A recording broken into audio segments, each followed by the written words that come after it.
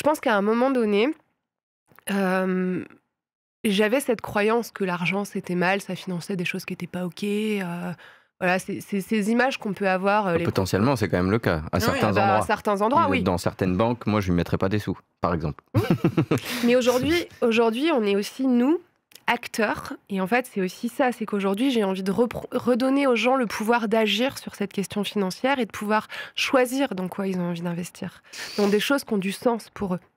Et moi, je sais qu'il y a des projets que j'adore pousser chez des clients parce que c'est des choses qui sont hyper importantes pour moi dans mes valeurs. Et enfin, je pense qu'en fait, aujourd'hui, on a le choix à partir du moment où quelqu'un nous donne le panel de ce choix. Mmh. Et moi, ça, c'est mon métier. C'est d'informer les gens de ce qu'ils peuvent avoir et du panel qui s'offre à eux. Et ensuite, ils choisiront en conscience. Et moi, je pose souvent cette question, parce que moi, je suis très engagée aussi sur les valeurs écologiques. Mais j'entends aussi la notion d'écologie intérieure. C'est-à-dire que quand on est hyper aligné avec ce qu'on fait, ce qu'on pose et pourquoi on le fait, c'est OK aussi. Et, et aujourd'hui, moi, je pose cette question qui est devenue une obligation réglementaire de notre métier et super, de demander aux gens si aujourd'hui, c'est important pour eux d'orienter les choses vers des choses écologie, socialement responsables, avec des entreprises avec des vraies réflexions sur de la gouvernance. Eh ben merci, quoi.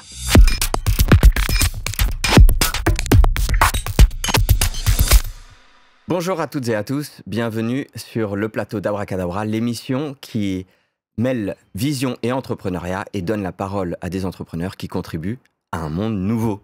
Avec nous aujourd'hui sur le plateau, Émilie de Dieu-Richeton, bonjour. Bonjour. Et Cédric Kessler, le partenaire de l'émission. Coucou. Aujourd'hui, il y a plein de sujets à aborder. Moi, je suis vraiment très curieux de savoir comment tu mêles des mondes très distincts, puisque aujourd'hui, tu es dirigeante, accompagnatrice, facilitatrice de prise de conscience, médiatrice familiale, éducatrice spécialisée et gestionnaire de patrimoine. Et je crois qu'on m'a soufflé dans l'oreillette que tu es une gestionnaire de patrimoine pas comme les autres. Il paraît. Et alors du coup, j'ai vraiment envie de savoir en fait comment ça se manifeste une gestionnaire de patrimoine pas comme les autres.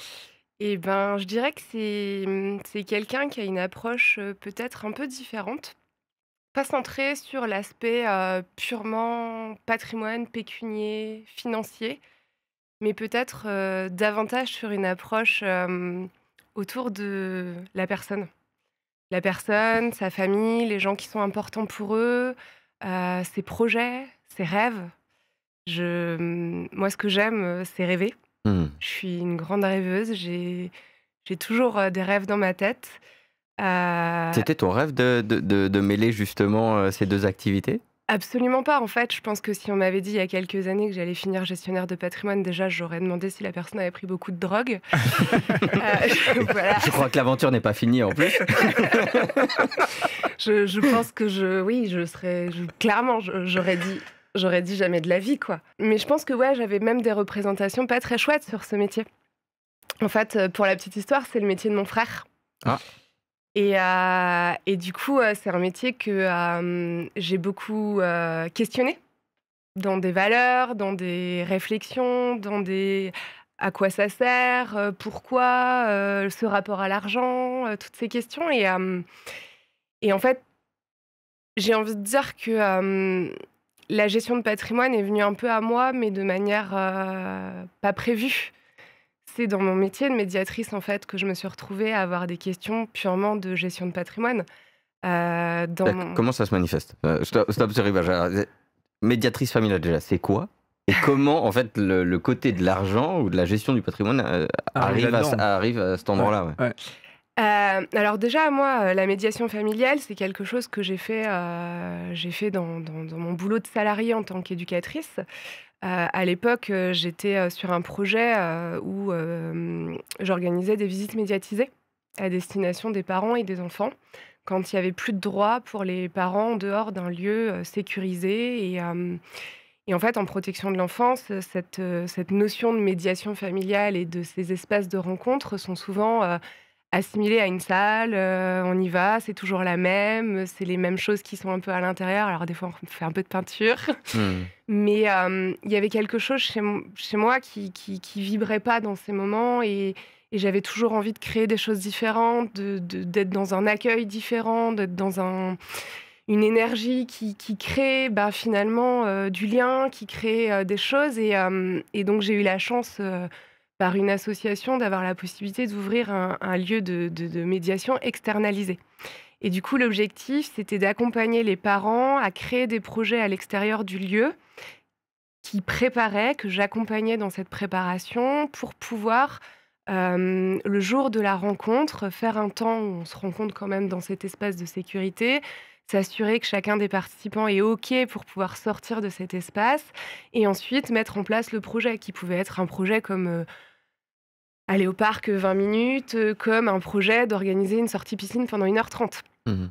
et sur des choses très progressives, très construites, évaluées, enfin voilà. Et toi, juste parce que je suis très curieux là, mais tu t'assistes à Oui. 100% du temps de dialogue entre ce parent et cet enfant? Oui et à l'époque, avec l'équipe avec laquelle on avait construit le projet, on avait un temps où on accueillait le parent, d'abord, sans l'enfant, pour prendre l'état du parent, de là où il en était, s'il y avait des choses d'adultes aussi à déposer avant cette rencontre, de vraiment prendre cette demi-heure pour lui. Cet espace où, il avait un espace rien que pour lui, pour pouvoir déposer des choses et ensuite pouvoir se mettre aussi dans cet, espace de rencontre parent-enfant. Mhm. Et ensuite, on avait la visite entre 1 heure, 2 heures, des fois quand on avait des projets très spécifiques. On a même créé à une période ce qui était complètement dingue, quand on l'a fait, c'était des activités collectives en médiation. Donc il y avait plusieurs parents et plusieurs enfants. Ok. Et c'est à ces endroits-là, du coup, que l'argent revenait régulièrement, c'est-à-dire ces cas de personnes ou de familles en difficulté, puisque c'était globalement la majorité des cas, j'imagine, qui Ouais, te en fait, rencontraient. la question financière est une question qui fait partie de notre construction dans nos besoins primaires aussi. Mhm. C'est-à-dire que, forcément, on a tous envie d'avoir un chez nous, on a tous envie de manger, on a tous envie d'avoir un minimum pour pouvoir avoir un peu de loisir, un peu de plaisir. Et donc, dans les temps d'une demi-heure avec les parents, c'était souvent des questions qui revenaient, la question financière. La priorité de: «J'ai envie d'offrir, j'ai envie de venir avec des cadeaux à mon enfant, mais j'ai pas forcément le budget, c'est compliqué», et donc c'est des questions que j'abordais régulièrement. Et ça, c'était vraiment cette partie salariat. Et quand je me suis mise à mon compte ensuite en 2016 et que j'ai créé un programme de séparation bienveillante, là, j'accompagne encore, hein, d'ailleurs, des couples qui s'interrogent sur leur vie de couple et une potentielle séparation Mhm. et donc qui réfléchissent à quelles seront les conséquences, qu'est-ce qu'on doit faire, comment on se sépare, comment on construit, à quel moment on annonce ça aux enfants, à quel moment on décide de plus vivre ensemble, enfin voilà, toutes ces questions préalables finalement à la séparation que des fois on se pose pas. Mhm. On prend ses clics, ses claques et on s'en va. Et ensuite, il y a la période où on a décidé de se séparer, mais on désire se faire accompagner pour que les choses se passent bien. Et en fait, dans cet espace, il y a 2 sujets qui reviennent. C'est financier et les enfants. Lequel avant l'autre? Et souvent le financier. Ok, intéressant. Et en fait, donc là, j'accompagnais des familles avec moins de difficultés financières proprement dites, hein, Mhm. puisque déjà, c'est des gens qui me payaient directement dans ce cadre de programme de séparation bienveillante. Et hem et en fait, je me rendais compte à quel point, tant qu'on n'avait pas réglé cette question émotionnelle liée à l'argent, de qu'est-ce que je vais perdre? Est-ce que je vais perdre? Est-ce que je vais devoir de l'argent à l'autre? Et comment on va partager les dépenses des enfants? Et est-ce que je vais pouvoir me loger à nouveau, en étant seule, en ayant un seul salaire? En fait, toutes ces questions étaient des peurs, des inquiétudes qui ne laissaient pas place à réfléchir à d'autres choses ensuite. Mhm. Parce qu'il y avait déjà ce socle, j'ai envie de dire, des besoins de la pyramide de Maslow, qui sont cette sécurité, en fait. Mhm. Et en fait, je me rendais compte que si je ne traitais pas ce sujet, je n'abordais pas les autres, en fait. Mhm. Et c'est comme ça que je me suis retrouvée à aborder cette question financière bien plus que ce que je pensais. Et régulièrement, j'avais des couples qui avaient mis en place des choses dans le patrimoine, mais qui ne savaient pas. Qu'est-ce que c'est être marié en communauté réduite aux acquêts? Qu'est-ce que c'est un contrat de mariage? Est-ce que vous avez rédigé un contrat de mariage?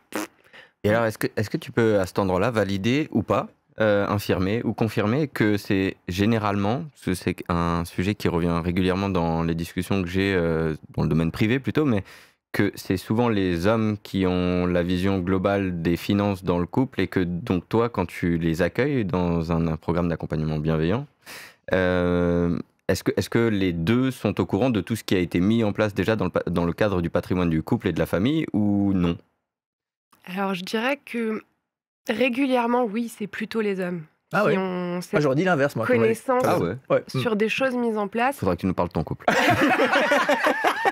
On a peut-être une inspiration aujourd'hui sur le plateau. Pardon. Je t'en prie. Continue. Mais sur la partie des choses qui ont été mises en place, oui. Sur la partie de la gestion du budget quotidien, Hmm, je dirais que c'est beaucoup plus les femmes qui sont conscientes des dépenses. ok. En fait, je me suis rendu compte aussi de cette question, c'est qu'aujourd'hui, les femmes, on est douées pour gérer ce budget. C'est-à-dire que quand il n'y en a pas beaucoup, on sait tenir un budget, on sait prioriser, on sait travailler ces questions. Et finalement, quand il y en a plus et qu'il y a de l'épargne à organiser, dans notre monde aujourd'hui, on va plutôt confier ça aux hommes. Mais est-ce que, alors désolé, c'est vraiment un sujet qui m'intéresse. Est-ce que c'est naturel? Est-ce que c'est l'effet sociétal et culturel? Est-ce que du coup, entre là, ce que j'entends, c'est, enfin, en tout cas, dans un couple hétéronormé, on va dire, aujourd'hui, c'est plutôt la femme qui est dans l'opérationnel day to day, Mm. jour après jour, en français, et l'homme qui, du coup, prend un peu le côté vision moyen, long terme.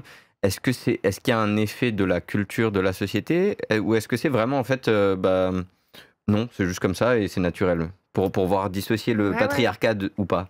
Je pense que c'est multifactoriel en fait.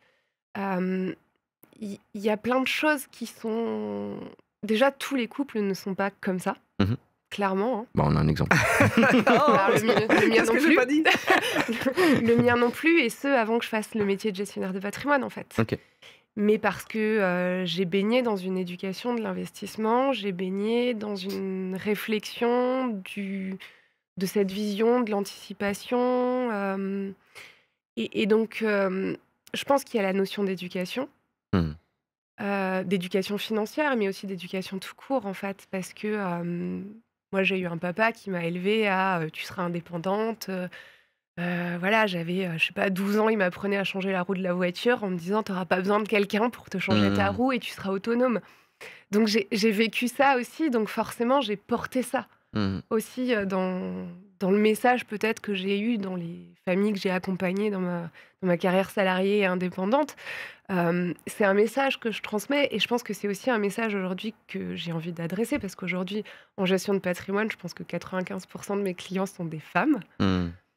Et c'est qu'en fait, on sait le faire, on est doué et je pense qu'on a même des réflexions beaucoup plus en adéquation avec le vrai pourquoi Hmm. de qu'est-ce qu'on met en place, pourquoi, à Hmm. quoi ça sert, qu'est-ce que ça vient nourrir. D'accord. Super intéressant. Mais voilà, il y a d'autres facteurs, hein. Il y a notre société, il y a le fait que c'est un métier, la gestion de patrimoine, qui est très représenté par des hommes aussi. J'ai beaucoup de femmes qui viennent me voir en allant sur Google My Business et de dire bah voilà, je suis venue vous voir parce que vous êtes une femme. Et je pense qu'on est très peu présente dans ce secteur en gestion de patrimoine femmes. Hmm. C'est vrai que j'ai plus rencontré des hommes dans ce domaine que des femmes. Mais il y a quand même un... Parce que là, tu viens de passer de ton activité d'accompagnement de couple, d'abord d'accompagnement de parents-enfants, puis accompagnement de couple dans une situation particulière ils sont en train de divorcer ou ils vont peut-être divorcer. Mhm. Et bien sûr, il y a un volet patrimonial. Ok. Mais ça n'explique pas comment est-ce que d'un seul coup tu te dis je vais aussi faire mon métier de cette affaire de gestion de patrimoine. Je trouve que il y a quand même une marche à double niveau de je vais me qualifier plus fort, je vais avoir une meilleure compétence pour accompagner les gens sur les questions de patrimoine. Ok, mais je reste dans l'accompagnement du divorce. Et Mhm. d'un seul coup je deviens entre guillemets vrai gestionnaire patrimoine. Je trouve qu'il y a quand même deux trucs un peu différents, non? Je sais pas. Ouais. Comment tu as vécu comment ça s'est passé là cette transition? Et ben déjà, je veux juste repréciser que je fais pas de l'accompagnement au divorce, mais bien à Ouais. la séparation. Et c'est Mhm. pas la même chose pour Ok. moi. Et en fait, la marche, elle est assez simple. C'est que régulièrement, j'allais poser des questions à mon grand frère qui faisait ce métier. en lui disant, mais en fait, comment ça se passe? Il y a un contrat d'assurance vie, ils sont tous les 2 co-titulaires, qu'est-ce qui est acquis? Comment ça va se passer après? Ils ont mis ça en place, je sais pas, pour les études de leurs enfants ou leur retraite, ben, qu'est-ce qui va se passer? Et je sais qu'à cet endroit-là, ben, moi, j'étais nourrie d'apprendre, de pouvoir retransmettre, de pouvoir apporter cette information et en même temps, c'était pas du tout mon boulot. Clairement, à cet endroit-là, c'était pas mon boulot, c'était pas mais il y avait une crainte, il y avait une peur. J'orientais, ben, vers, l'assureur ou le banquier et bah, non, mais il répond pas, on a posé la question, enfin, il y a une temporalité, et je suis curieuse de nature, alors forcément, bah, je suis allée poser ces questions, j'ai appris plein de choses et puis je me suis dit: «Mais en fait, c'est dingue, les gens, ils savent pas». Ils se marient, ils savent pas quel est leur contrat de mariage, ils savent pas, quelles sont les Mmh. conséquences d'un contrat de mariage ou pas.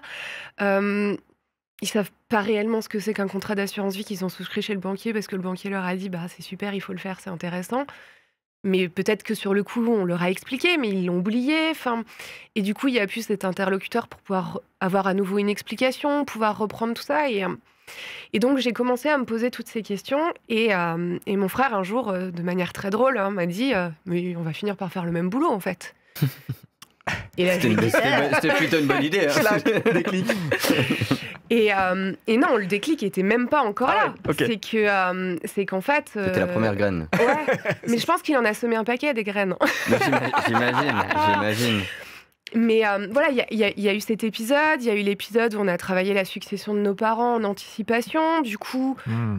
ben, je me suis dit: «Mais attends, mais tout le monde doit savoir ça, c'est pas possible en fait, pourquoi les gens ils savent pas en fait qu'on va être imposés sur ces frais de succession, que nos parents vont pas pouvoir Hmm. nous transmettre tout ce qu'ils ont mis de côté?» Enfin, Je suis sur le point de démarrer un rendez-vous avec toi. Les questions arrivent là. mais oui, Ouais, à fond. et en fait, À je fond. me disais: «Mais Toutes les familles se posent ces questions-là. bien sûr!» À fond. Hmm. Et pourquoi en fait on nous le dit pas? Et pourquoi on nous l'apprend pas? Mm. Et en fait, il me disait: «Beh vas-y, va le gueuler à tout le monde». Ah, Et voilà. je- Alors, je t'invite à regarder la caméra. Qu'est-ce que tu as envie de gueuler aux mais auditeurs? qu'en fait aujourd'hui, toutes ces questions qu'on se pose, elles sont légitimes et elles sont hyper OK. Mm. Et il faut un interlocuteur pour poser toutes ces questions. Ouais, clairement. Mais du coup, il y a plein de croyances autour de l'argent. Enfin, moi, j'en ai encore. D'ailleurs, ouais, j'en ai encore. De l'argent, c'est pas bien. L'argent, c'est sale. L'argent, ça détruit les familles. En tout cas, c'est des choses Ouais. que moi, j'ai pu engranger étant petit. Et j'avais les mêmes. Et du coup, comment on en sort? Est-ce que ça fait partie du package d'accompagnement dans l'aspect famille, couple, patrimoine, pour toi? Ouais, complètement. En fait, moi j'avais une vision très noire aussi de l'argent. Gagner de l'argent, c'est devenir con, c'est de plus penser aux autres. Enfin, de manière hyper transparente. C'est des Mhm. questions où je me suis dit, mais c'est mal, c'est pas bien. Enfin, ouais, il y a. Au tout début où j'ai commencé à me poser la question de reprendre mes études dans ce domaine, je m'imaginais et je rêvais que j'étais au-dessus d'une colline et je regardais une ville cramée. Ok. Et il y avait des gens qui me disaient: «C'est de ta faute». Et là, je me Waouh, suis violent, dit: hein. «Ouais», mais parce que je pense que ça a fait partie de mon cheminement. Hmm. J'ai eu besoin d'aller déconstruire mes représentations de ce que nourrissait l'argent, Hmm. pour moi, dans ce que j'imaginais, et construire ce que moi, j'avais envie de nourrir au travers de ça. Hmm. Et en fait, j'ai dû aller travailler réellement sur mon pourquoi. Mon pourquoi en tant qu'éduc, pas de problème, j'étais hyper au clair. J'avais besoin de contribuer à la paix dans le monde. Mine de rien, c'est complètement utopique et cucu, mais Bon, je pas du crois tout, que hein. voilà, je suis un J'espère peu... on sera toutes et tous cucu, comme tu dis, pour qu'il y ait un peu plus de paix dans ce monde. Mais Mais ouais, je crois que j'ai toujours... Enfin, on m'a beaucoup appelée l'utopiste, celle qui voit des licornes et des petits cœurs partout. Ouais, mais en fait, moi, c'est comme ça que j'ai envie de voir le monde. et on les voit aujourd'hui. Oui. Et je crois que... ouais, je mesurais pas l'impact que se poser ces questions et d'avoir un interlocuteur pour les accueillir de manière non jugeante, de les recevoir, d'aller les creuser, était aussi contribuer au bien-être de l'autre, était aussi ben ouais, faire avancer l'autre là où il en était, dans ses inquiétudes, dans ses peurs, dans ses projections d'avenir, dans tout ça. Et Et donc forcément, c'est c'est mes clients en fait, c'est les gens que j'ai rencontrés qui m'ont fait me dire: «Mais en fait, ce métier, ça peut être autre chose et ça peut nourrir autre chose que ce que moi j'imagine». Mmh. Et en fait, c'est comme ça que j'ai créé mon activité et c'est comme ça que je l'ai développée en fait. Aujourd'hui, l'argent, pour moi, c'est un moyen, mais c'est pas une fin. Mmh. Il vient nourrir quelque chose, il vient accompagner un projet, il vient le rendre réaliste. Et en fait, mon vrai point de départ, ça a été mon mari et moi, on a commencé à vouloir devenir propriétaires parce que c'était quelque chose d'important pour nous d'avoir un cocon. Voilà, mon mari, il avait envie de créer une famille, tout ça. Moi, je le voyais pas ailleurs qu'à la campagne. La ville, c'était pas comme ça que je voyais les choses. Et donc, on réfléchissait à comment, aujourd'hui, se financer un chez nous, créer notre cocon. Et en fait, les choses ont été claires, c'est qu'on n'avait pas les moyens de nos rêves. Et moi, la question a été très simple, c'est aujourd'hui, j'ai 2 choix qui s'offrent à moi. Est-ce que je vois mes rêves à la baisse? Jamais de la vie. Ou est-ce que je vois mes moyens financiers, en fait, à la hausse? Et comment? Mmh. Et comment je construis ça? Et en fait, c'est tout le cheminement aujourd'hui de mon métier, d'aider les gens à rêver, de les accompagner vers un rêve qu'ils vont dater, qu'ils vont budgétiser, pour mettre en place un réel plan d'action, en fait. Et ce plan d'action, il doit être mesurable, il doit être réaliste, il doit être... et c'est ça Est-ce aujourd'hui que mon c'est pas métier. antinomique avec le rêve justement d'être mesurable, atteignable, réaliste? Bah, il y a des rêves qu'on veut concrétiser, il y a des rêves qui restent des rêves. Et les deux sont OK, en fait. Mmh. Ouais, je sais pas si c'est rêve, parce que moi, je te rejoins à fond. Moi, j'étais en mode étudiant et même au début de ma vie active, quand j'étais déjà même marié, tout ça, euh, je m'en foutais. Je m'en foutais de l'appartement. Je m'en Mmh. foutais de la voiture. Rien à cirer. Ça m'intéressait pas, le confort, le truc, le lit pour dormir, le truc. Et après, on va vivre ce qu'on a envie de vivre. Ouais. Voilà, donc vraiment. C'est l'arrivée des enfants Oui, mais moi aussi. qui vraiment m'a fait pas, mais voilà, avec des préoccupations d'avenir, de peut-être une envie de solidifier le leur d'une certaine manière, etc. Et du coup, ça m'a fait rebasculer sur quelque chose d'autre. Ouais. Mais du coup, pour moi, je dirais pas que c'est un rêve. Le mot de, de solidifier l'avenir de mes enfants, mais c'est un projet. Et c'est un projet où l'argent, effectivement, rentre en jeu. Et j'ai trop aimé ta description LinkedIn. Je me suis dit, OK, il faut que je prenne rendez-vous avec toi. Mais quand tu veux. Ah ouais. Non, mais à fond, à fond. Parce que c'est ça, enfin, j'ai l'impression que c'est ça que tu fais. Parce que le rêve, je sais pas si c'est le bon mot pour pas Ouais, peut-être, ouais. Moi, rêve, tu as des trucs un peu fous, tu vois, mais. Enfin, mon rêve, c'est de changer le monde. Et du coup, je me Ouais. dis, comment ça peut être réaliste? Je ne sais pas. Eh ben, c'est là où peut-être ma définition du rêve est à compléter. C'est Ouais. que moi, des rêves, j'en ai plein. Mmh. Et j'en ai même fait un cahier. Mmh. On est Avec un battu. vision board, c'est-à-dire tu l'as illustré, etc. Alors, j'ai effectivement mon tableau de vision sur l'année, Mmh. mais j'ai un vrai cahier des rêves sur lequel je note des idées, des envies, des rêves, des projets. Et en fait, je me suis rendu compte que c'est quelque chose que je fais depuis très longtemps. Mmh. Mais Wow. je l'avais jamais matérialisé comme ça. Quand je me suis lancée en tant qu'éducatrice et que j'ai passé mon concours à l'école de Strasbourg, mon rêve, c'était de monter une crèche inclusive pour les personnes en situation de handicap. Mmh. C'était mon rêve. Je voulais créer une structure, je voulais être dirigeante d'une structure. Finalement, j'ai peu bossé dans le handicap, j'ai plutôt bossé dans la protection de l'enfance, mais où je me suis rendu compte que une histoire de vie complexe était aussi une forme de handicap. Bien sûr. Et du coup, quand j'ai monté ma structure, j'accompagnais des ados en errance institutionnelle, avec qui je faisais de la vie H24 avec d'autres collègues et on se relayait. Errance institutionnelle, c'est. C'est des jeunes qui sont dans le système de la protection de l'enfance et qui vont vivre dans un établissement dont ils Dans vont un être foyer. virés, Ok. Mmh. ou sur des projets, une famille d'accueil, ou des choses, ou voilà, des dispositifs où finalement, soit ils vont pas y rester, soit ils vont fuguer, soit Ok. ils vont être sortis du dispositif et qui du coup se retrouvent un peu sans rien. Et, et voilà, c'est comme ça que le fil d'Estia à l'époque est né aussi.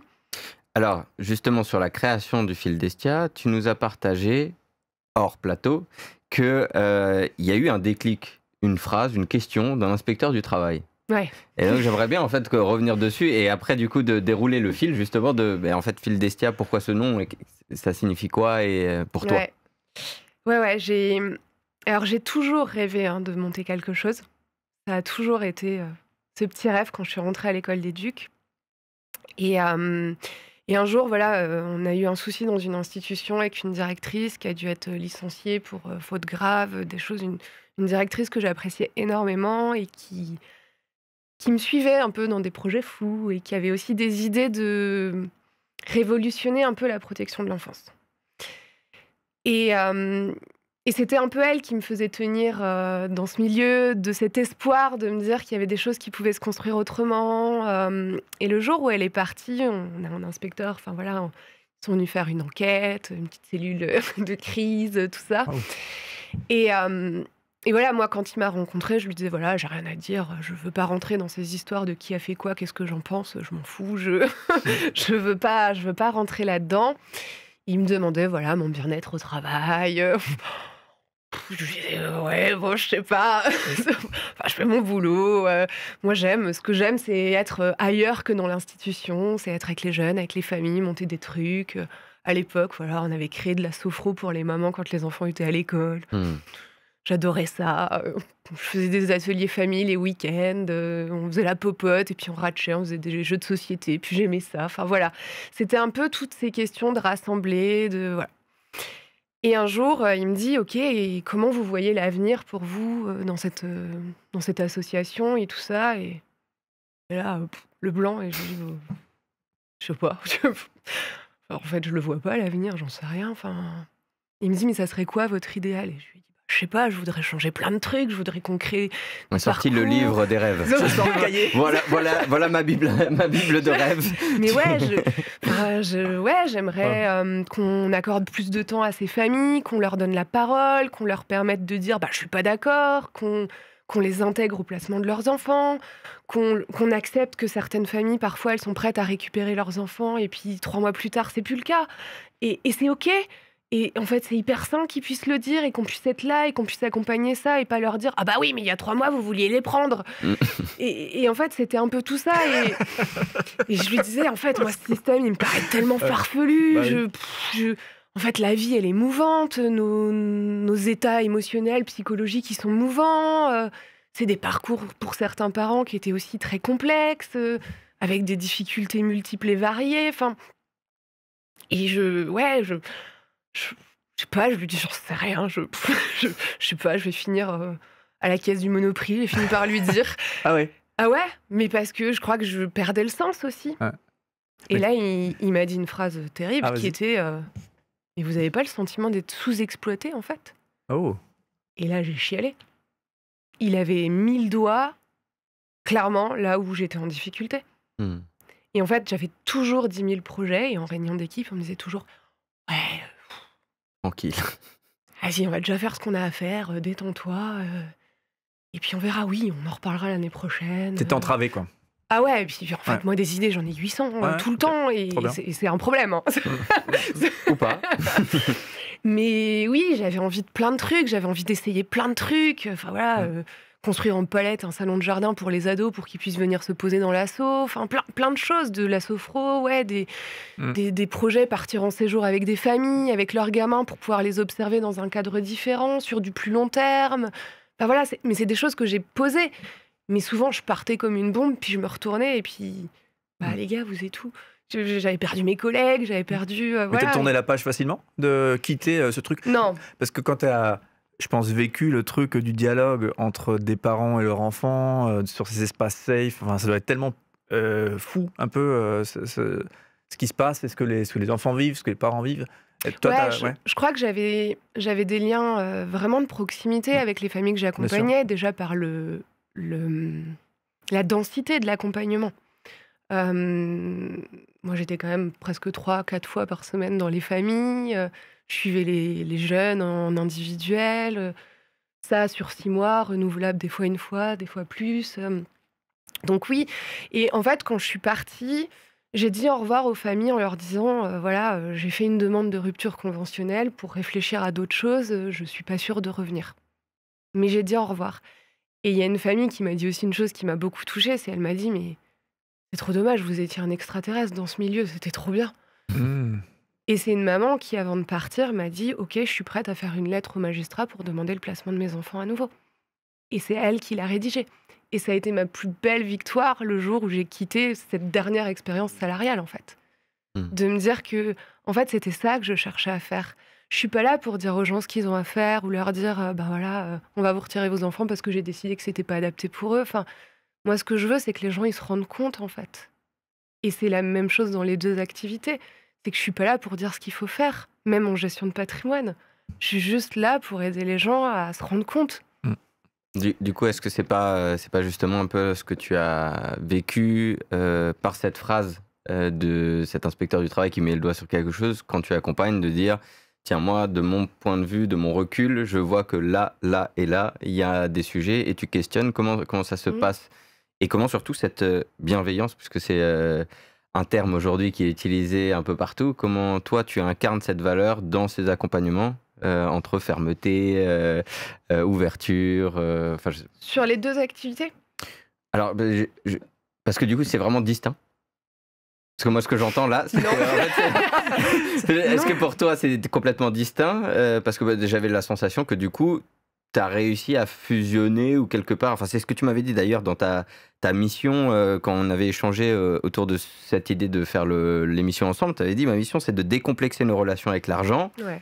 Pour le mettre au service de nos projets de cœur. Et donc du coup, de là, ce que j'en comprends un peu plus, qui est d'accompagner la séparation des couples et ou en tout cas les projets de rêve des familles en lien avec les deux activités. Moi, je vois pas de dissociation. Mais il y en a pas. Okay. Je pense qu'au fond, il y en a pas. Je vais accompagner exactement de la même manière les familles sur les deux activités. En fait, c'est vraiment ça. J'ai un processus qui est exactement le même. C'est que déjà, je pose beaucoup de questions et j'adore ça. Et ça va me permettre de découvrir les gens et je vais aborder plein de thèmes. Plein de thèmes dans la question de la séparation, c'est partir un peu de l'état des lieux d'aujourd'hui, comment les gens ils se sentent, comment ils voient la suite, comment ils imaginent, comment ils aimeraient que ça se passe, quels seraient les inconditionnels pour eux, quels seraient les souhaits. Dans les deux activités, en fait, je vais vraiment travailler la notion du besoin. Le besoin, c'est un inconditionnel, un indéniable. On n'a pas le droit que ça se passe pas. C'est un besoin. Prenons un exemple tout de suite. Mon besoin est le besoin de sécurité. J'imagine c'est ce qui revient très régulièrement. C'est quoi la suite du process? La suite du process, ça va être de dire, ok, une sécurité qui va se situer dans quelle sphère de ta vie? La sécurité, que mon fils puisse avoir un logement, un toit, à manger, à boire et de quoi lui financer toutes les activités qui facilitent son développement, son épanouissement. Ok, donc à cet endroit-là, c'est un besoin pour toi que ton fils il ait cette sécurité des besoins primaires et un besoin de pouvoir avoir en plus un peu de loisirs et des choses comme ça. Exactement. Et des voyages. Puisqu'il est franco-thaïlandais et qu'on part cet été et que j'ai vu les prix des billets, de 3 billets, et bon. Donc ça, c'est ton besoin. Ouais. Ok. Une fois qu'on a fait ce besoin-là, on va aller poser le combien tu évalues que ce besoin coûte. De manière mensuelle ou annuelle ou les deux? Peu importe, ce qui est ok pour toi en fait. Bon, je sais pas, 5 000 par mois. Ok. Donc une fois que tu l'as posé, on va faire le point sur tes ressources. Tes ressources financières. Comment, aujourd'hui, est-ce que tes ressources financières, elles te permettent de pouvoir subvenir à ce besoin? Je suis en delta négatif. Ok. Donc, à cet endroit-là, on va aller réfléchir à comment, aujourd'hui, on peut trouver des leviers pour pouvoir permettre de trouver ce delta. Ok. Mais du coup, c'est de l'accompagnement presque entrepreneurial, à cet endroit-là. Parce que du coup, moi étant entrepreneur aussi, tu vas m'accompagner à conscientiser que tiens, cette ressource, est-ce qu'il y a le calcul de rentabilité alors du coup qui intervient? Comment ça se... Ça dépend du besoin de la personne que j'ai en face de moi en fait. Là, l'idée c'est vraiment d'aller te chercher dans ta globalité. Ok. Quand tu es chef d'entreprise, t'es la personne père de famille, père de ton fils, mais t'es aussi le chef d'entreprise, t'es aussi... voilà, toutes ces choses-là. Et donc, si à un moment donné, la question de la ressource, elle vient se situer sur le fonctionnement de ta structure, oui, je vais aller l'interroger. Ok. Et là, je vais aller bosser qu'est-ce qui rentre, qu'est-ce qui sort, quelles sont les tâches aujourd'hui qui te permettent de rentrer de l'argent, est-ce qu'on peut focaliser sur ces tâches-là, à cet endroit-là, pour pouvoir permettre de peut-être mettre de côté plus les tâches où il y a moins ce besoin. Si le besoin, c'est celui de générer ces 5 000 € pour pouvoir subvenir à ce besoin indéniable, alors je vais aller piloter, je vais aller construire et poser des questions pour t'amener à aller réfléchir quelles sont les tâches aujourd'hui dans ton entreprise qui vont te générer de la rentrée d'argent pour te permettre de pouvoir être en adéquation avec cette partie-là.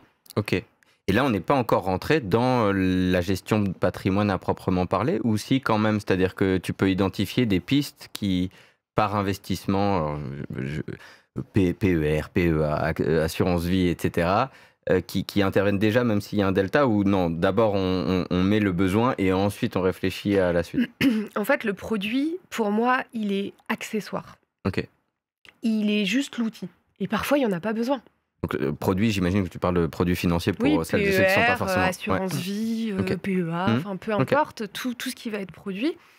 En fait, tant qu'on n'a pas défini clairement le besoin, qu'on ne l'a pas daté, qu'on ne l'a pas budgétisé, qu'on ne l'a pas construit sur est-ce que c'est possible ou pas, qu'on n'a pas été chercher dans nos ressources qu'on a aujourd'hui, qu'est-ce qu'on peut améliorer, où on peut aller faire des économies. Typiquement, moi, je vais coacher aussi sur la partie budget. Ok, est-ce que vous avez déjà vu si on pouvait revoir, par exemple, une assurance emprunteur ? Est-ce que vous avez déjà négocié vos frais bancaires ? Alors, les banquiers vont peut-être pas m'aimer, mais ça se négocie. J'ai eu un échange la semaine dernière avec le banquier en lui disant j'enlève ma carte de crédit chez vous parce qu'en fait, sur Internet, on me donne même des sous pour l'utiliser. J'ai eu le cas la semaine dernière en me disant en fait, c'est 150 € par an. Alors, c'est pas grand-chose à l'échelle d'un budget de 5 000 par mois, mais quand même. Oui, et typiquement, voilà, ça, c'est des choses où moi, je vais aller interroger ce budget de par mes connaissances, mais aussi en posant des questions. Et à cet endroit-là, en fait, on va voir est-ce qu'on arrive à réduire ce delta. Et ce qui manquera, quelles actions, dans du court terme, on peut aller poser aujourd'hui pour faire une rentrée d'argent supplémentaire. Donc, c'est presque, en fait, du conseil stratégique. Mais je fais du conseil stratégique. En fait, mon boulot, c'est de faire un audit. Et ensuite, une fois que je sais ce que la personne veut, c'est d'aller construire et dessiner une stratégie. Moi, j'avoue qu'en prenant connaissance de ce que tu fais, je me suis dit, j'ai moins vu ça. Et j'ai plus vu le côté, tu vas être la bonne personne en fonction de ma situation ou de la situation de la personne que tu rencontres, pour proposer le bon produit d'épargne. Moi, j'ai vu le truc comme ça, j'ai entendu ça, et je me suis dit, ça répond trop à un besoin. Des fois, tu as quelques cacahuètes et puis tu sais pas trop quoi en faire. Mais aussi, est-ce que ça correspond aussi à peut-être une demande massive, ça, de gens, de couples, enfin de familles, foyers, voilà, et qui se disent, ouais, parce que les enfants, il faut trouver les bonnes solutions pour eux, ou parce que ma retraite, si ça, je vais te voir et tu vas m'aider à trouver le mix qui est le bon pour moi. Oui, aussi. Ouais, okay. En fait, aujourd'hui, on arrive avec des questions complètement différentes. J'ai des clients qui sont là en me disant, je suis complètement paumée et je m'en sors pas, et c'est compliqué, et j'ai besoin d'anticiper des choses.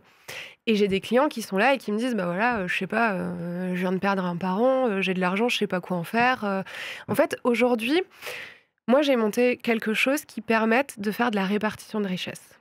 C'est-à-dire que je vais pas demander aux gens de me financer. J'ai vu ça, c'est fou. Ouais, j'ai failli signer juste pour la promesse. Vous me payez pas, je vous aide. Ah. Abracadabra, c'est ça. Ça s'est passé, on va la rencontrer. Alors comment ça se passe ? C'est quoi le modèle économique ? Le modèle économique, il est assez simple, c'est qu'aujourd'hui, mes clients qui vont placer de l'argent vont me rémunérer par un système d'apporteur d'affaires chez mes partenaires quand je vais mettre en place des produits. Quand c'est seulement si c'est nécessaire dans la stratégie de mes clients. Est-ce que tu peux être précis ? Je n'ai vraiment pas compris. En gros, par exemple, on va dire que dans la stratégie de mon client, il veut préparer les études de ses enfants, on pose une assurance vie, il met un montant sur cette assurance vie, un pourcentage qui sont mes frais de rémunération me rémunère. Okay. C'est le partenaire qui va me les rétrocéder. Okay. D'accord ? Okay. Donc ça, c'est ma rémunération. Très simple. Ok. Donc c'est la banque ou c'est la structure qui... L'assureur, la société de gestion... Qui te rémunère, toi. Qui me rémunère. Comme un agent commercial. Comme un courtier ou quoi. Exactement. Okay, très bien. Okay. L'idée, c'est que je le fais en toute transparence avec mes clients. Mes clients savent combien je touche. Voilà. Ils ne sont pas surpris. Donc c'est une autre valeur de ton entreprise, la transparence. Ouais. Okay. C'est vraiment important pour moi. Et en fait, y a des gens pour qui il n'y a pas besoin de mettre en place des produits. Donc mon système de rémunération, il est à 0. Mais mon autre système de rémunération, c'est la recommandation. En fait, aujourd'hui, moi, je suis persuadée que mon métier, il est d'utilité publique. Je suis persuadée qu'on a tous besoin de cette 1h30 que j'offre à mes clients d'audit pour se poser des questions. Durant ce rendez-vous, on aborde 18 thèmes. Tout le monde est concerné par ces 18 thèmes. On joue à un jeu de cartes. Ah, ça me parle. On va jouer En plus, c'est et avec des unique. cartes. Génial. Tu l'as ramené? Du coup, non. J'avais prévu de le ramener et j'ai pas pris la bonne c'était pochette. la petite pochette. Donc Ok. du coup, c'est très bien, comme ça restera la surprise. Ça marche. Mais voilà, on va faire défiler 18 cartes et c'est des thèmes. Et en fait, on s'en fout de ce que ça signifie pour moi. C'est qu'est-ce que ça signifie pour les gens que j'ai en face de moi. Et je peux vous assurer que la carte qui va écrire préparer ou profiter de sa retraite, mais il y a 8000 réponses possibles. On n'a pas tous la même vision. Question Ouais. par rapport à la retraite. Est-ce que tu observes dans l'évolution de la société, hein? Tu fais tes courses de questions, c'est beau. Ouais, mais là, sur ce sujet, attends, si on a l'opportunité d'avoir... Non, mais là, pour le coup, est-ce que tu observes une évolution, puisque ça fait combien de temps d'ailleurs que tu es dans le fil d'Estia? Que tu as créé, La structure Le ouais. Fil d'Estia, Ouais. c'est depuis 2016. Ok. Donc, est-ce qu'entre 2016 et 2025, tu observes une évolution un peu de la vision de la retraite ou pas forcément? Alors, sur la partie gestion de patrimoine, ça fait moins longtemps que j'y suis. Ok. Donc, ça fait 3 ans, là. Mhm. Je pense qu'aujourd'hui, pour avoir des chiffres clairs, pour avoir fait des recherches, ça tombe bien, j'ai animé lundi un atelier sur la retraite, 7 Français sur 10 sont inquiets Ok. aujourd'hui de cette question. On a un système de retraite avec des gens qui vieillissent. Du coup, un système de retraite par répartition qui commence à perdre en possibilités. Mhm.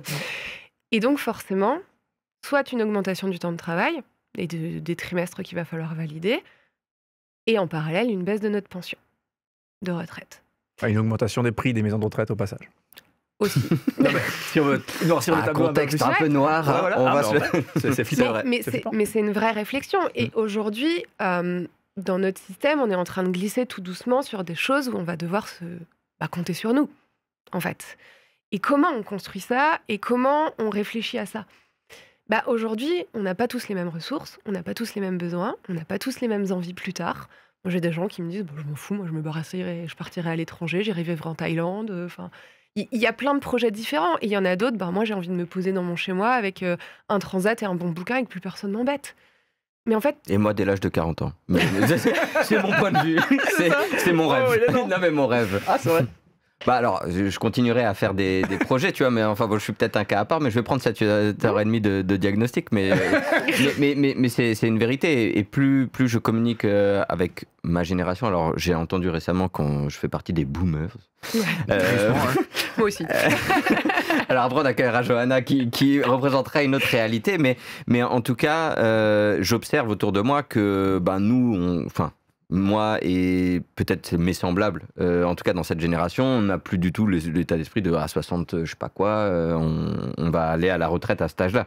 Ouais. Alors moi, ma vision de la retraite, puisque je le dis depuis maintenant un certain nombre d'années, alors d'abord c'était 30 ans, puis 35, puis 40. Donc là, j'ai vraiment l'intention qu'à 40 ans ce soit le cas, mais c'est de se dire, je n'ai plus besoin de vendre mon temps pour pouvoir en fait être rémunéré ou obtenir cet état d'esprit.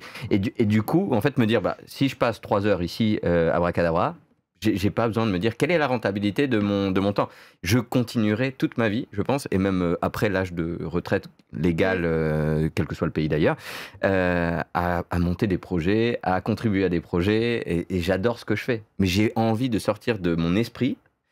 Et c'est ça pour moi la définition de ma retraite à moi. Alors je ne sais pas si c'est le cas pour les autres. Contrainte financière, quoi. Mais voilà, de se dire, en fait, les finances c'est assuré, les besoins de sécurité pour ma famille, mon fils, moi et mes proches, c'est assuré. Et en fait, je peux œuvrer en toute décontraction sur tout ce que j'ai envie de faire. Et donc là, les rêves à foison, et je continuerai, si Cédric nous le permet, à être sur le plateau d'Abracadabra, mais À faire vivre ton rêve. à me faire vivre mon rêve, exactement. Mais du coup, est-ce que c'est une définition que tu retrouves dans la retraite ou comment est-ce qu'on prend la définition de la retraite légale? Est-ce qu'il y a un changement un petit peu de paradigme avec des gens qui ont envie de l'être de plus en plus et est-ce qu'ils voient ça? Voilà. Je crois qu'en fait, ça va même plus profondément que la retraite. Je pense que c'est vraiment la mutation du monde du travail aujourd'hui aussi. Hmm. Et le rapport à la question du travail, qu'est-ce qu'on met derrière cette notion de travail? Qu'est-ce que c'est travailler? Aujourd'hui, on est quand même dans un pays où la naissance d'entreprises individuelles a explosé ces dernières années, liées au Covid ou à plein d'autres choses, à des quêtes de sens, à des envies de Hmm. projets qui soient hyper centrés sur soi, enfin, sur des choses qui nous nourrissent, qui sont nos valeurs, qui sont... Donc je pense qu'aujourd'hui, cette notion du travail, elle se modifie. Et donc forcément avec cette notion de la retraite. Parce que, on va pas se mentir, en tant que chef d'entreprise, on est beaucoup moins bien loti dans la question de notre propre Hmm. retraite. Donc c'est des choses qu'il faut davantage avoir dans l'esprit, de se dire, il va falloir que je sois un peu autonome, que je me prépare des choses, que j'ai une vraie stratégie sur cette question, de comment je kiffe ma vie d'entrepreneur aujourd'hui, tout en subvenant à mes besoins du moment, tout en anticipant. Voilà, c'est une vraie réflexion. Et effectivement, on va se poser ces questions de rentabilité, on va se poser toutes ces questions-là. Mais je crois qu'aujourd'hui, la question de la retraite, c'est plus la notion de la liberté. Hmm.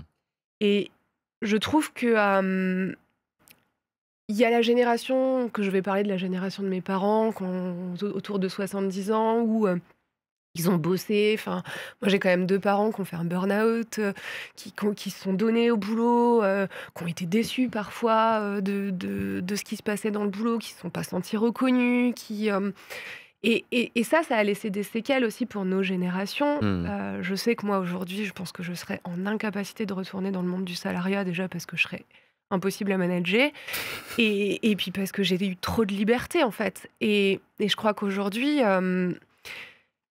les générations qui sont aussi la nôtre, on a cette notion de liberté. Et aujourd'hui, c'est plus que la question de la retraite, c'est la question de pouvoir arrêter de bosser si je l'ai décidé, réduire le temps que je consacre au travail, privilégier d'autres projets si c'est important pour moi, mais en tout cas, venir nourrir ce qui est moi. Hmm. Et je crois que c'est plus ça que la notion même de retraite. Et impossible à manager, tu y crois vraiment, ou impossible à manager dans un contexte ancien? C'est une vraie question. Je pense que je suis manageable si on me donne un cap, si on me donne une vision et si on me laisse la liberté d'y aller avec ce que je suis. Je pense que le système dans lequel j'étais, qui était quand même très normé, voilà, j'ai pris des postes à responsabilité, je me suis pas du tout éclatée, je me suis retrouvée à faire de la politique.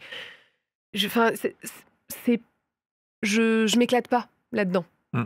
J'ai besoin de me dire que j'ai la possibilité de créer, que j'ai la possibilité d'inventer quelque chose qui n'existe pas, que j'ai la possibilité de dire non aussi, mine de rien. Que j'ai la possibilité... Enfin, moi, une chose qui m'a beaucoup frustrée dans le salariat, dans l'accompagnement des familles que j'avais, c'est que c'était pas moi qui décidais de la fin. Hmm. Et ça, aujourd'hui, j'ai la main. Ouais. J'adore, parce que souvent, moi, on m'a dit ça l'autre fois, on m'a dit t'es impossible à manager, on me l'a dit ça, et je me suis Et dit, je le confirme. et je me suis dit non, je me reconnaissais pas là-dedans. C'est pour ça que on est un peu âme sœur là, visiblement. Sur ce point-là, en tout cas. Alors moi, je peux apporter un témoignage, puisque dans ces 10 dernières... En fait, à la fin de mes études, depuis la fin de mes études, j'ai fait 8 mois de contrat salarié au Conseil de l'Europe, donc dans une institution prestigieuse qui m'a valu les félicitations de ma maman, qui était fière de moi. Et donc j'avais checké la case. Mais au bout du mois, je me suis dit, mais en fait, jamais.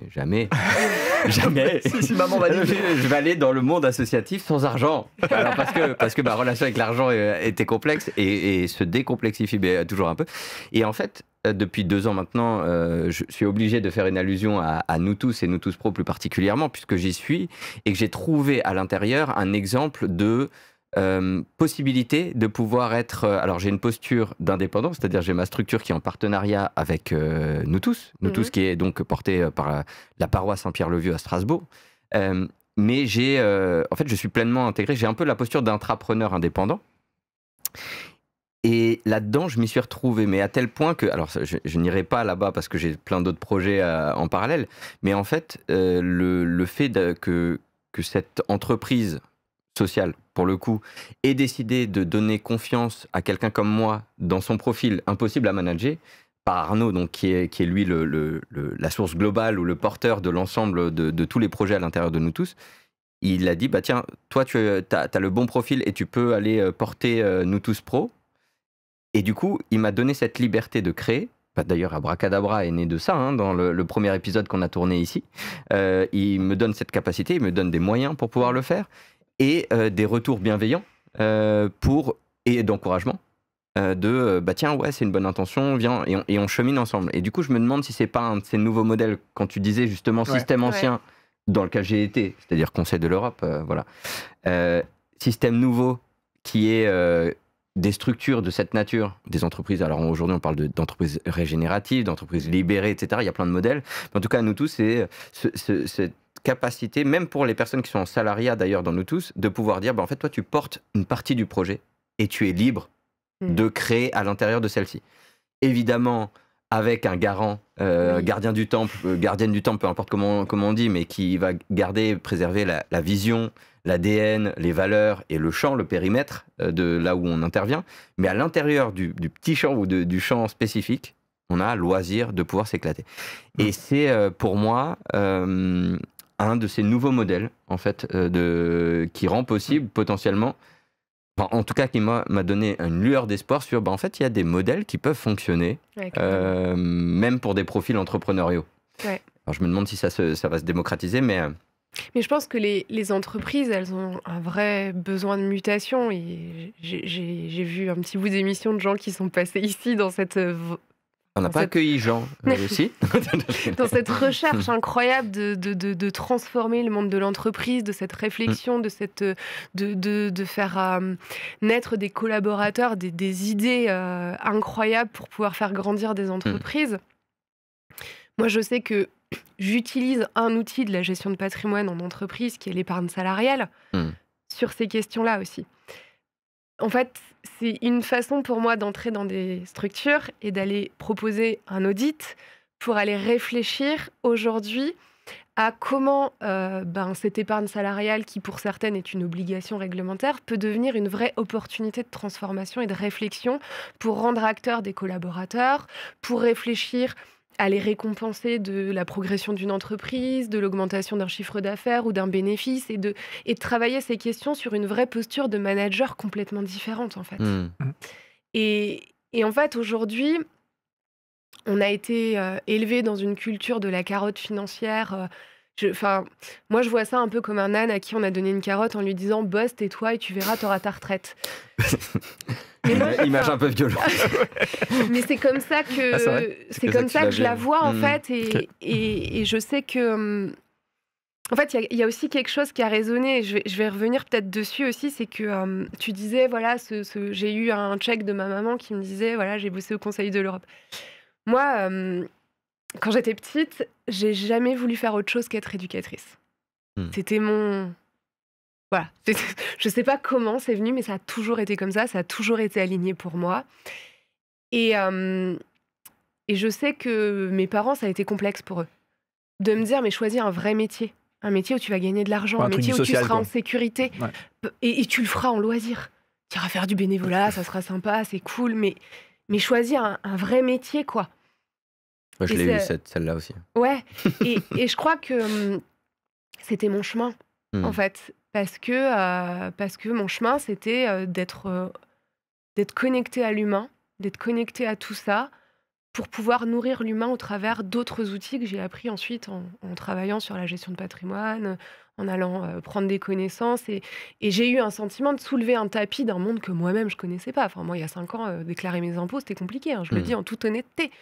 Sauf que l'idée, c'est que moi, aujourd'hui, je veux décomplexifier ça en ayant un cadre ludique, simple. Et moi, j'ai pas peur de dire à des clients, des fois, je sais pas, mais je vais aller chercher quelqu'un qui sait. En fait, et je vais vous répondre à cette question. Et je crois que c'est ça aussi qui, aujourd'hui, a été mon chemin dans tout ça. Là où peut-être, voilà, j'ai eu un grand frère qui, lui, est parti dans le monde de l'entrepreneuriat très vite, très tôt, très jeune, qui a gagné de l'argent, et puis à un moment donné, il avait atteint ça. Et il s'est reconnecté à autre chose aussi. Et il a eu besoin de se reconnecter à l'humain. Et je pense que c'est des chemins qu'on vit. Et nos chemins, on a besoin d'aller nourrir des choses qui sont ce qu'on est pour pouvoir ensuite aller transformer ça en autre chose et créer peut-être des nouveaux métiers, des nouvelles réflexions, des nouveaux systèmes de comment on travaille ensemble, de comment on fait, comment on peut être plein d'entrepreneurs et se réunir dans des collectifs, enfin voilà, je pense qu'aujourd'hui, on a tous besoin de cette liberté de pouvoir créer, penser. Mais il y aura aussi besoin de gens qui auront besoin de quelqu'un qui leur donne le cap et qui leur dise ce qu'ils ont à faire. C'est OK. C'est la diversité de ce monde et heureusement, parce que si on était tous à vouloir créer tout le temps, il y a des gens pour qui ça serait hyper instable. Oui, non, c'est clair. Ouais. C'est clair. Et juste avant d'accueillir Johanna, j'ai une dernière question qui est liée au monde nouveau / nouveau métier. Que j'avais pas prévu avant, mais quand je l'entends, ça pop-up parce que je suis fasciné par les outils d'intelligence artificielle générative, entre autres, et les nouvelles tech. Et en fait, je me demande, d'autant plus que là, dans l'actualité, en ce moment, il se passe tout un tas de choses avec les discours de Macron, avec le sommet mondial de l'IA à Paris qui vient d'avoir lieu. Je me demande, est-ce que tu ressens que ça va être un game changer? Alors, un changement de paradigme pour toi aussi dans tes activités, ou pas forcément, parce qu'en fait, l'humain reste toujours humain et qu'il aura besoin de nous. Parce que en fait, je m'associe au métier que tu fais d'être en lien avec les humains. Comment tu vois ça dans ton activité à toi, dans ton entreprise, dans le développement de ton entreprise? Et ben moi, je suis dans ces questions, clairement, parce que moi, ma priorité, c'est de passer du temps avec les gens. Et j'ai un métier qui est très réglementé, qui me demande beaucoup de choses. Et en fait, moi, je me dis que l'intelligence artificielle, à cet endroit-là, peut être un outil pour me faire gagner du temps pour être avec l'humain. Tu as déjà identifié des endroits très spécifiques, ouais? Ouais, moi je sais qu'il y a aujourd'hui des vrais besoins que j'ai sur le fait de me dégager du temps administratif, du temps réglementaire, du temps pour vraiment créer des choses où je peux continuer d'aller poser des questions, rencontrer des gens, pouvoir me nourrir aussi. Quand j'ai des questions très spécifiques avec des fiscalités étrangères et tout ça, aujourd'hui, j'ai pas les réponses. C'est aussi sympa d'aller chercher avec l'aide de l'intelligence artificielle pour aller décoder des accords internationaux sur la fiscalité. Enfin, je pense que c'est un outil et c'est un facilitateur. C'est pas quelqu'un qui fera mon métier, parce que déjà, faire du conseil financier, oui, à la chaîne, mais ça sera pas personnalisé, parce que l'essence même aujourd'hui de mon métier, c'est d'aller creuser. J'appelle ça creuser les couches de l'oignon. C'est-à-dire que quelqu'un, il va dire, voilà, je veux préparer ma retraite. Oui, ok, mais pourquoi? Qu'est-ce qu'il y a derrière? Et c'est ça, moi, mon boulot, c'est d'aller chercher ça. Et ça, l'intelligence artificielle, elle le fera pas. En tout cas, pas de ta manière, et pas de manière personnalisée, et pas avec les valeurs que tu incarnes et la compassion qui est l'humain. Et je m'associe là-dessus. Et ce lundi, on a parlé justement de l'IA dans un club d'affaires, on va dire. Et je disais, mais en fait, si moi, demain, par des services, je permets à votre équipe de gagner une demi-journée par semaine, il y avait une inquiétude qui dit, mais alors je vais les payer à rien foutre. Je caricature, mais globalement. Et je disais, c'est une vision des choses. Ou alors on va mettre des espaces que nous on crée avec Smart Group. D'ailleurs, Bernard Maufra en est le fondateur. Et on met en fait un espace contributif de votre équipe au service de votre projet, de l'interrelation et des individus. Et ce temps qu'ils gagnent à des choses qui n'ont plus de sens aujourd'hui, typiquement de répondre de manière automatique et robotique à des mails qui sont en fait des demandes récurrentes de à quel moment, dire en fait on va remplacer ces espaces par de l'humain.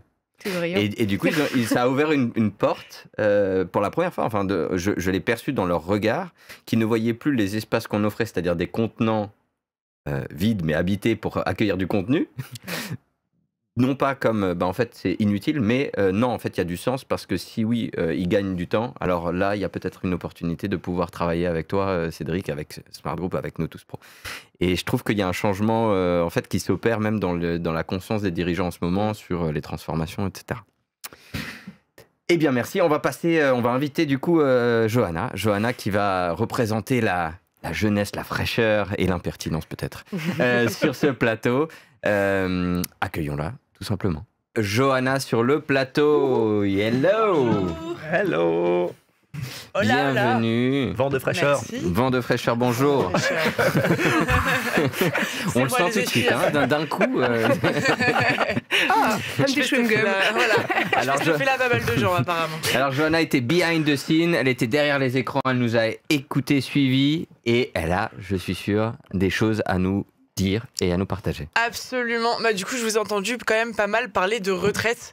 Et bon, malgré le vent de fraîcheur de jeunesse que je suis censée apporter, c'est quand même quelque chose qui m'angoisse beaucoup parce que je sais que c'est quelque chose que dont j'entends beaucoup parler autour de moi, de mes potes, enfin des gens de ma génération, quoi. C'est un sujet qui est énormément source d'angoisse. Donc, du coup, comme j'ai une gestionnaire de patrimoine en face de moi, j'ai gratter des petits conseils. Parce que moi, quand on parle de la retraite, j'entends tout le temps de toute façon j'aurai pas de retraite donc comme ça c'est réglé et moi ça me fait paniquer parce que j'y connais rien. Je me dis ah mais donc quoi, qu'est-ce qui se passe, ok, comment, pourquoi, je fais quoi. Du coup moi premier réflexe c'est d'épargner à la banque dès que j'ai un peu d'argent de côté.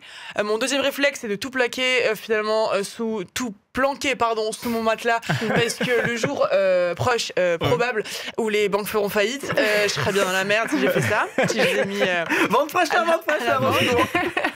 Mon troisième réflexe, c'est de me dire que je ferais mieux de convertir mes économies en lingots d'or. Parce qu'au moins, je suis sûre que la valeur, elle est sauve. Mon quatrième réflexe, c'est de me rendre compte que mes économies actuelles, j'ai calculé, ça correspond à 0,0187 grammes d'or. Du coup, c'est pas grand-chose. Et du coup, je me demande pourquoi je me prends la tête pour rien. Du coup, ma question est la suivante. Dès que j'aurai un peu d'argent de côté, ce qui ne saurait tarder, on espère, j'en fais quoi? Je le place à la banque. Je parle dans une logique survivaliste. Je les place parce que moi, je me dis vraiment dans ma tête, les banques, elles vont pas faire long feu. Le système dans lequel, capitaliste tel qu'on le connaît, il va pas forcément faire long feu. Du coup, qu'est-ce que je fais de mon argent pour essayer de m'assurer des lendemains qui chantent un minimum, quoi, finalement? Je pense que la première question que j'aurais envie de te poser, c'est qu'est-ce qui t'angoisse, en fait? La liste est longue. Qu'est-ce qui m'angoisse par rapport Si on colle le mot retraite à cette notion d'angoisse, ça matérialise quoi pour toi? Ça matérialise le fait que j'ai pas envie de me retrouver tel un poids pour mes proches et ma famille future, à être vieille, incapable d'être très autonome financièrement, et de devenir un poids pour les autres financiers après, en fait. Donc toi, aujourd'hui, en fait, la chose qui est importante, c'est de pouvoir te dire que tu es capable de t'assumer toute seule. Exactement. Eh bien, déjà, il faudra qu'on construise comment tu te projettes à ça. Ça veut dire quoi, s'assumer toute seule pour toi? Ça veut dire avoir quoi? Avoir combien? Ça veut dire pouvoir faire quoi aussi? Ça veut dire être autonome, ça veut dire pas avoir besoin d'une aide extérieure pour subvenir à mes besoins primaires dont vous parliez tout à l'heure, sans moi. Tu étais là avec l'énergie. Voilà. T'inquiète pas. C'est-à-dire un minimum, quoi. Moi, ce qui me fait rêver, c'est avoir ma petite maison que j'ai construite dans une petite montagne de préférence avec des petites chèvres pour me tenir compagnie, un transat et un bon bouquin, quoi. Et bien c'est ça qu'on va aller construire. En fait, c'est vraiment ça l'idée, c'est qu'aujourd'hui, alors la question de on le met en banque et ça risque de faire faillite. Déjà, on est un système économique qui est quand même plus que protégé, contrôlé. Il y a plein de choses qui sont en place. Et le jour où les banques s'effondrent, même ce que tu as planqué sous le matelas vaudra plus rien. C'est clair et net. Sauf si c'est des lingots d'or. Et en fait, justement, cette idée reçue de placer dans l'or, l'or est une des matières premières dans laquelle on peut investir sur les marchés, qui a le plus de fluctuations de marché. C'est-à-dire que moi, je donne un exemple, je suis dedans, je connais cette histoire de cours d'or. Quand je me suis mariée, j'ai regardé le cours de l'or pour choisir le moment où j'ai acheté mes alliances. Oh wow, smart. Parce que forcément, les bijoutiers ils vont se fournir à des moments différents dans l'année. Ouais. Donc je suis allée voir le moment où ça s'écroulait un peu. Je sais qu'il y a à peu près 3 mois, 4 mois avant qu'ils se refournissent. Donc j'y suis allée à peu près sur cette période et j'ai commandé mes alliances à ce moment-là. Et je savais que je les payerais moins cher. C'est un sacré conseil pour les futurs mariés. Attendez que le crash arrive. Mais c'est incroyable. Mais c'est là toute la pédagogie aussi que j'apporte dans ce conseil financier. C'est qu'en fait, aujourd'hui, il faut avoir une vision globale des projets des clients et aller saisir des opportunités pour permettre aux clients d'être aussi dans un système sécurisé pour eux. Est-ce que tu dirais, moi, des fois, je dis ça aujourd'hui, je me dis ça aujourd'hui, il n'y a pas de refuge. L'or, Oh waouh, non, là, mes angoisses, elles Non, viennent de mais- monter les 4 crans encore. Justement. Et je dis pas ça pour augmenter l'angoisse, je dis ça justement pour ne pas combattre l'angoisse avec des fausses croyances. Il y a pas de refuge. L'or, c'est pas un refuge. Le matelas, encore moins. Et l'or sous ton matelas, parce que c'est même pas garanti par ton assurance habitation. Donc c'est encore la plus mauvaise des idées parce que tu vas te le faire voler et t'auras juste perdu des sous, quoi. Je crois qu'en fait, si je devais répondre à ça de manière assez simple et assez imagée, je te dirais que pour construire l'objectif que tu as envie de construire aujourd'hui, qui est un objectif qui est sur du très long terme, et il y a un avantage qui est colossal, c'est que quand on a du temps, c'est génial.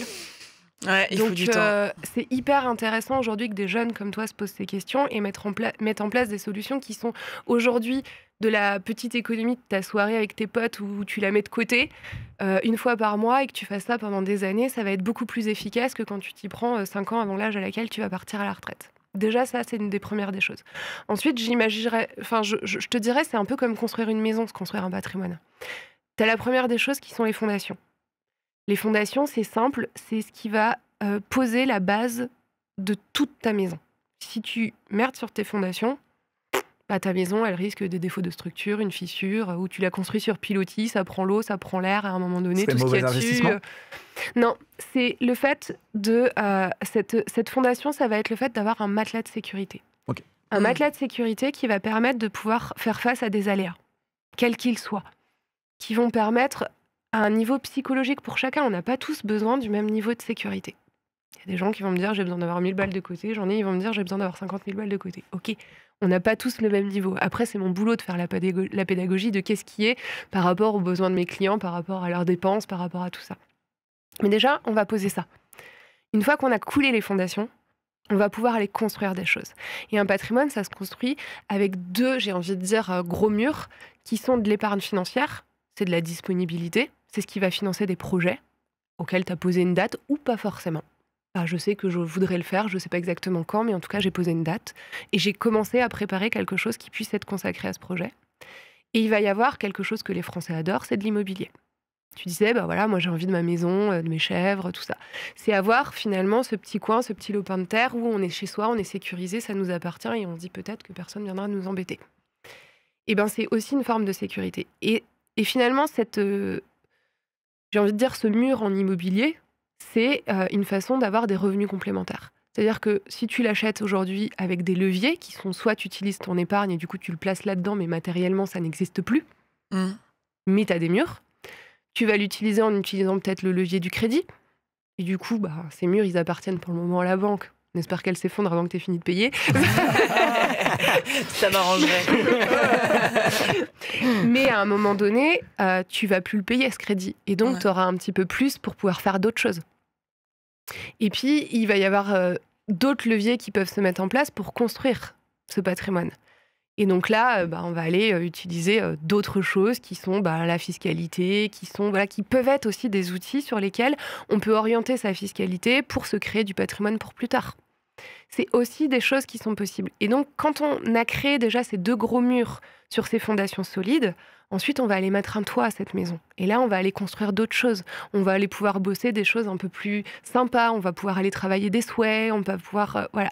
Et une fois qu'on a posé cette maison, moi, c'est ça mon boulot, en fait. C'est t'accompagner à poser cette maison, mais une maison qui te ressemble. Juste, j'ai pas très bien compris ce que tu appelles la fiscalité. Enfin, comment ça, on va aller gérer la fiscalité ? Et par exemple, aujourd'hui, tu es capable d'orienter tes impôts vers des choses qui sont OK pour toi. Par exemple, tu vas mes impôts ? Ouais. Par exemple, aujourd'hui, tu vas faire un don. Je pense que tu payes pas d'impôt encore aujourd'hui, mais le jour où... Ah, d'accord, très bien. Eh bien, tu fais un don. Tu fais un don à une asso, à un projet d'utilité publique, voilà. Nous tous, par exemple. Nous tous, voilà. Eh bien, tu vas avoir un avantage fiscal pour ça qui va venir te réduire ton montant d'impôt. Ah, c'est les trucs déductibles des impôts Exactement. dont nous parlent les recruteurs de donateurs dans la rue quand ils veulent nous faire Exactement. Oui, avec leur petit gilet. Oui. C'est un sacré métier d'ailleurs. Ça doit être dur. Ingrat comme métier. Ça doit être dur. Ouais, je pense que c'est... Je pense que pour ne pas perdre foi en l'humanité avec ce métier, il faut partir d'une sacrée base très élevée. Non, mais c'est vrai, il y a des gens, j'ai pas mal de potes qui l'ont été, et ils me disaient, mais il y a des gens qui te regardent, enfin bref, on sait pas, mais qui te regardent avec un... Non, Bah comme oui. ça. Ouais, Et le, c'est truc de assez, rue, le truc de rue, c'est Mais c'est difficile. formateur. Ouais. Cela dit, de se prendre un nombre de vents incalculable dans un temps très limité, c'est extrêmement formateur. fait- On ça- sait au ça peut bouquin, l'être. je sais pas si vous connaissez le bouquin, le nom c'est bon. Le nom, c'est bon, non. Mais Tout est bon dans le nom. je vais la retenir, Énorme. celle-là. Énorme. Non.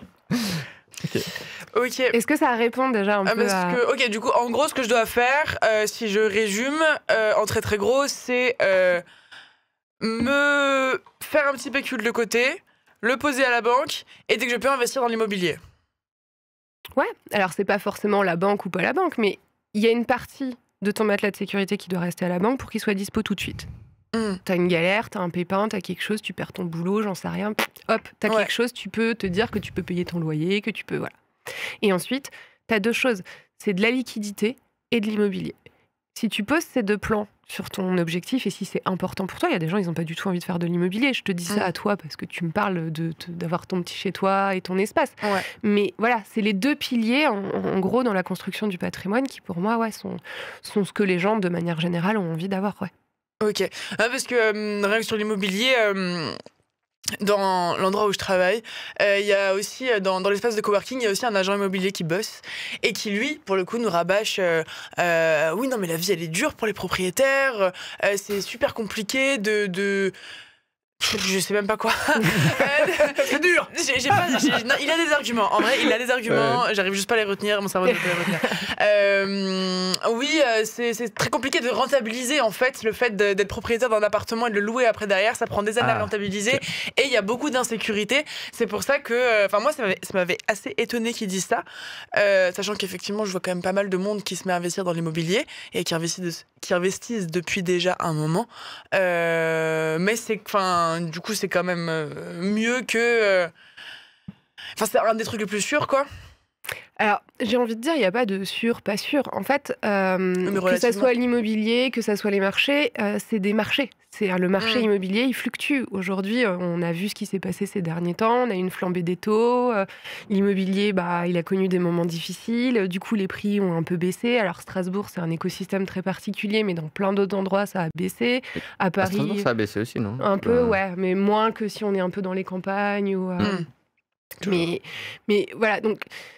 C'est un marché, l'immobilier.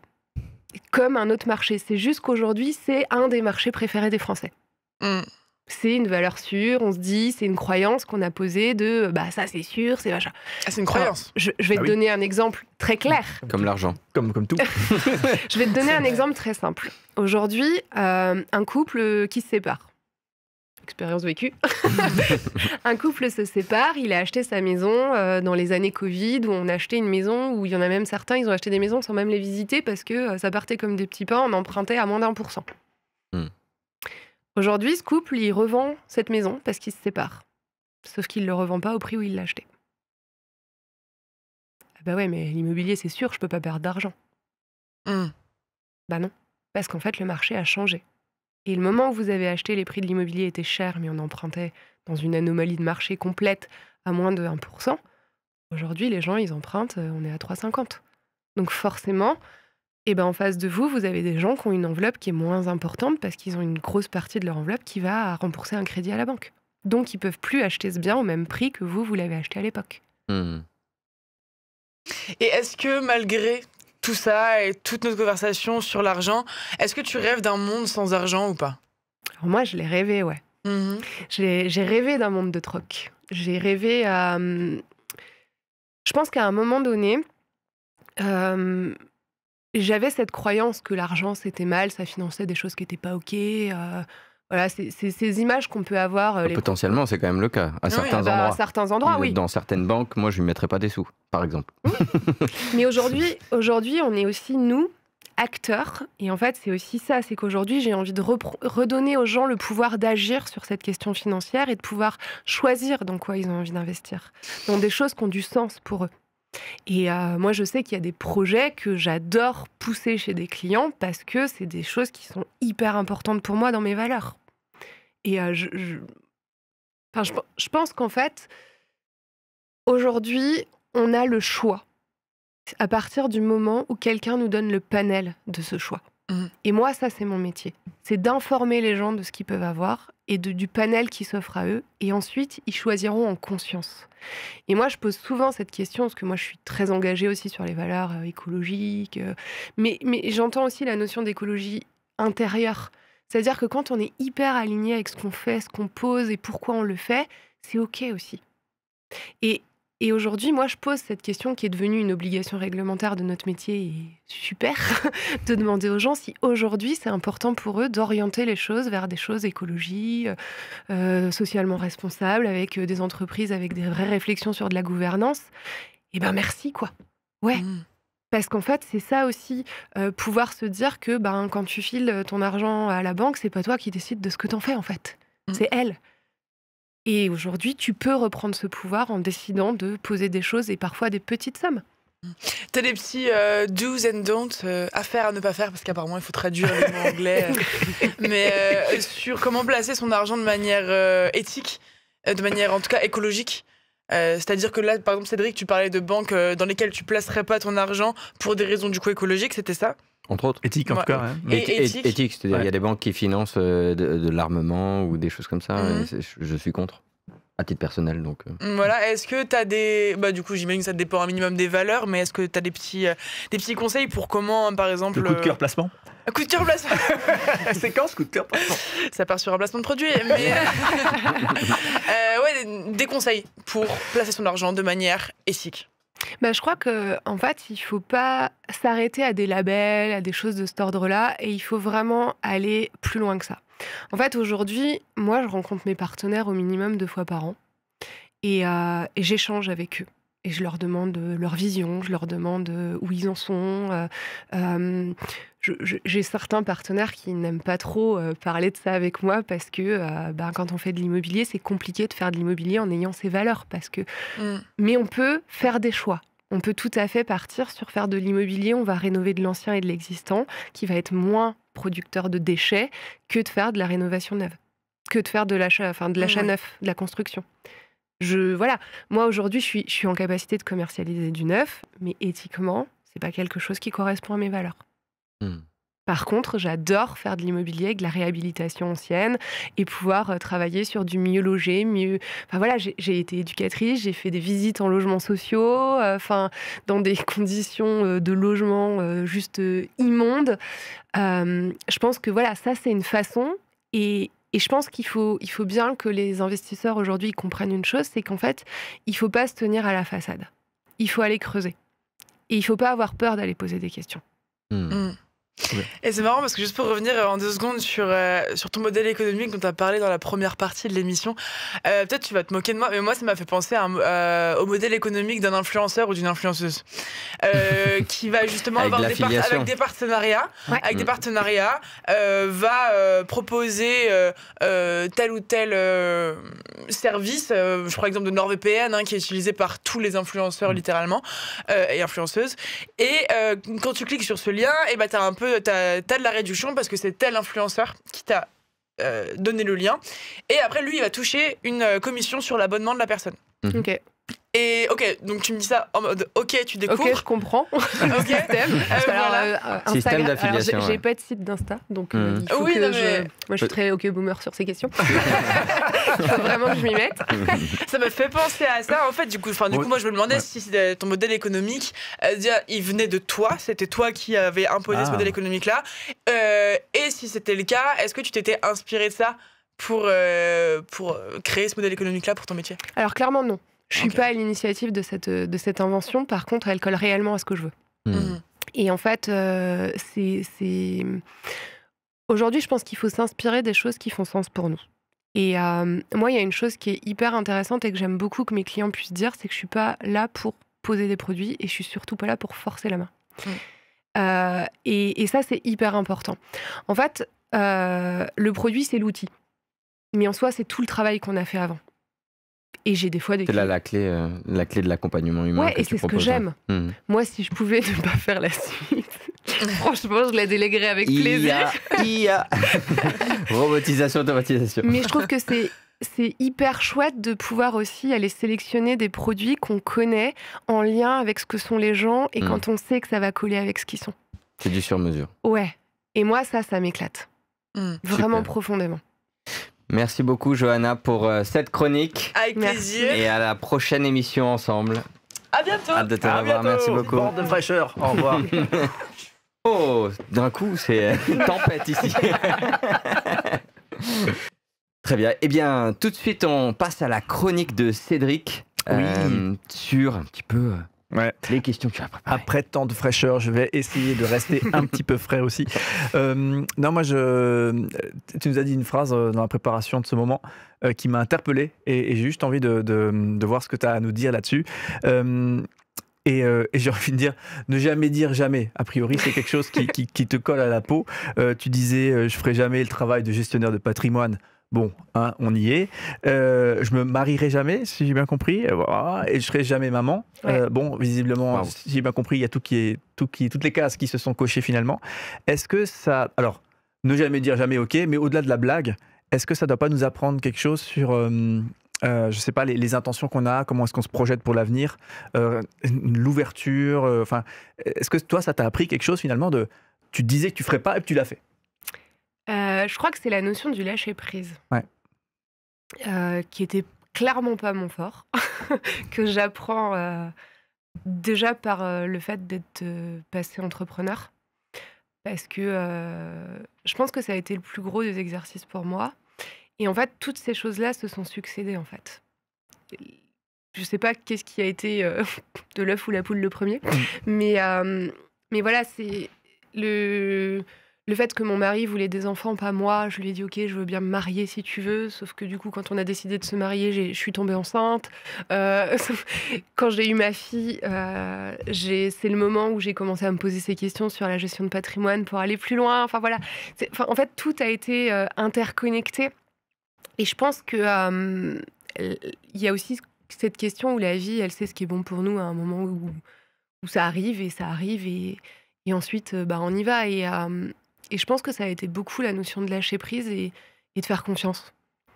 Et je pense que j'ai beaucoup plus appris en étant entrepreneur qu'en étant salarié parce que ça m'a obligée à aller davantage vers les autres, à aller m'inspirer des autres, à aller poser des questions, à être dans cette curiosité, à composer de ce qui était imparfait aussi. Et à accepter mes failles, à accepter que des fois, voilà, c'est comme ça, c'est pas ce que je voulais, c'est pas comme ça, mais c'est cool, on en fera quelque chose de chouette. Et ouais, je crois que c'est ça qui s'est passé avec ce jamais. Mais clairement, je pense qu'aujourd'hui, être sortie de la protection de l'enfance a permis aussi que ma fille arrive. Je pense que je n'aurais pas réussi à être maman, à faire le métier que je faisais en devenant maman. J'ai quand même accompagné énormément de situations incestuelles. Ouais, hardcore, ouais. Ok. Ah oui. Les visites médiatisées que j'ai organisées étaient beaucoup autour de ces sujets. Je sais que j'ai beaucoup de collègues qui me disaient mais comment tu fais, J'allais te demander. Moi ça va pas, je peux pas, quand je sais ce qui s'est passé et tout ça. Et en fait, je pense que le fait de ne pas avoir été maman m'épargnait de ça et j'accompagnais vraiment l'autre dans là où il en était. Alors qu'aujourd'hui, tu serais projeté un petit peu dans les réalités. Aujourd'hui, j'y suis plus confrontée parce que aujourd'hui, dans le choix de mon entreprise, je choisis aussi ce que je fais et avec qui je travaille. Et c'est là l'avantage. Il m'arrive d'être sollicitée par le tribunal, mais aujourd'hui, j'ai moins ces situations. Ouais. Donc forcément... mais je sais que voilà, quand j'en discute, j'ai été suivie en tant qu'éduc, on a de la supervision avec un psy, et je sais qu'elle me disait souvent, mais en fait, t'es imprégné de ces relations incestuelles. T'en as été imprégné parce que t'as baigné là-dedans pendant des années, au point où finalement, quand j'ai commencé mon activité, la séparation bienveillante et tout ça, je me disais, mais il y a des gens, en fait, ils vont bien, c'est génial. Et au fur et à mesure où j'ai construit cette boîte et que j'ai ouvert le champ de la gestion de patrimoine et tout ça, je me suis dit, mais il y a des gens, ils ont des projets de vie, ils sont pleins de lumière, ils m'apprennent plein de choses, c'est génial. Et je pense que c'est tout ça aussi qui a fait que le fait de devenir maman m'a obligée à transformer la vision que j'avais, ce que j'y faisais. J'accompagnais des jeunes en H24, je partais en séjour avec eux pendant des semaines. Je ne pouvais plus le faire en étant maman. Ouais. Donc, oui. Et je reboucle et je termine là sur la question de la confiance, parce que je trouve que ça connecte aussi avec ce que Johanna disait tout à l'heure. La retraite, finalement, c'est une question une grosse crainte.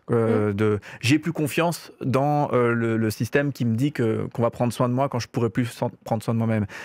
J'ai plus confiance dans ce système pour peut-être plus tard élever mes enfants sans qu'ils soient confrontés à je sais pas, des galères écologiques tellement puissantes que peut-être c'est pas une bonne idée de faire des enfants. Enfin, tous ces trucs qui font que des jeunes aujourd'hui, des jeunes, ça fait... je m'inclus là-dedans, on a peur. Moi, je me suis posé cette question, ouais. et c'était aussi une des raisons pour lesquelles je voulais pas faire d'enfants. Ouais, et comment est-ce que tu as refait surgir la confiance? Parce que en quoi confiance? Ça veut dire quoi, confiance? Je crois que c'est l'amour, en fait. Ok. Je pense que profondément, j'aime la vie déjà. C'est marrant parce que je fais un stage hier où j'ai écrit cette phrase. Et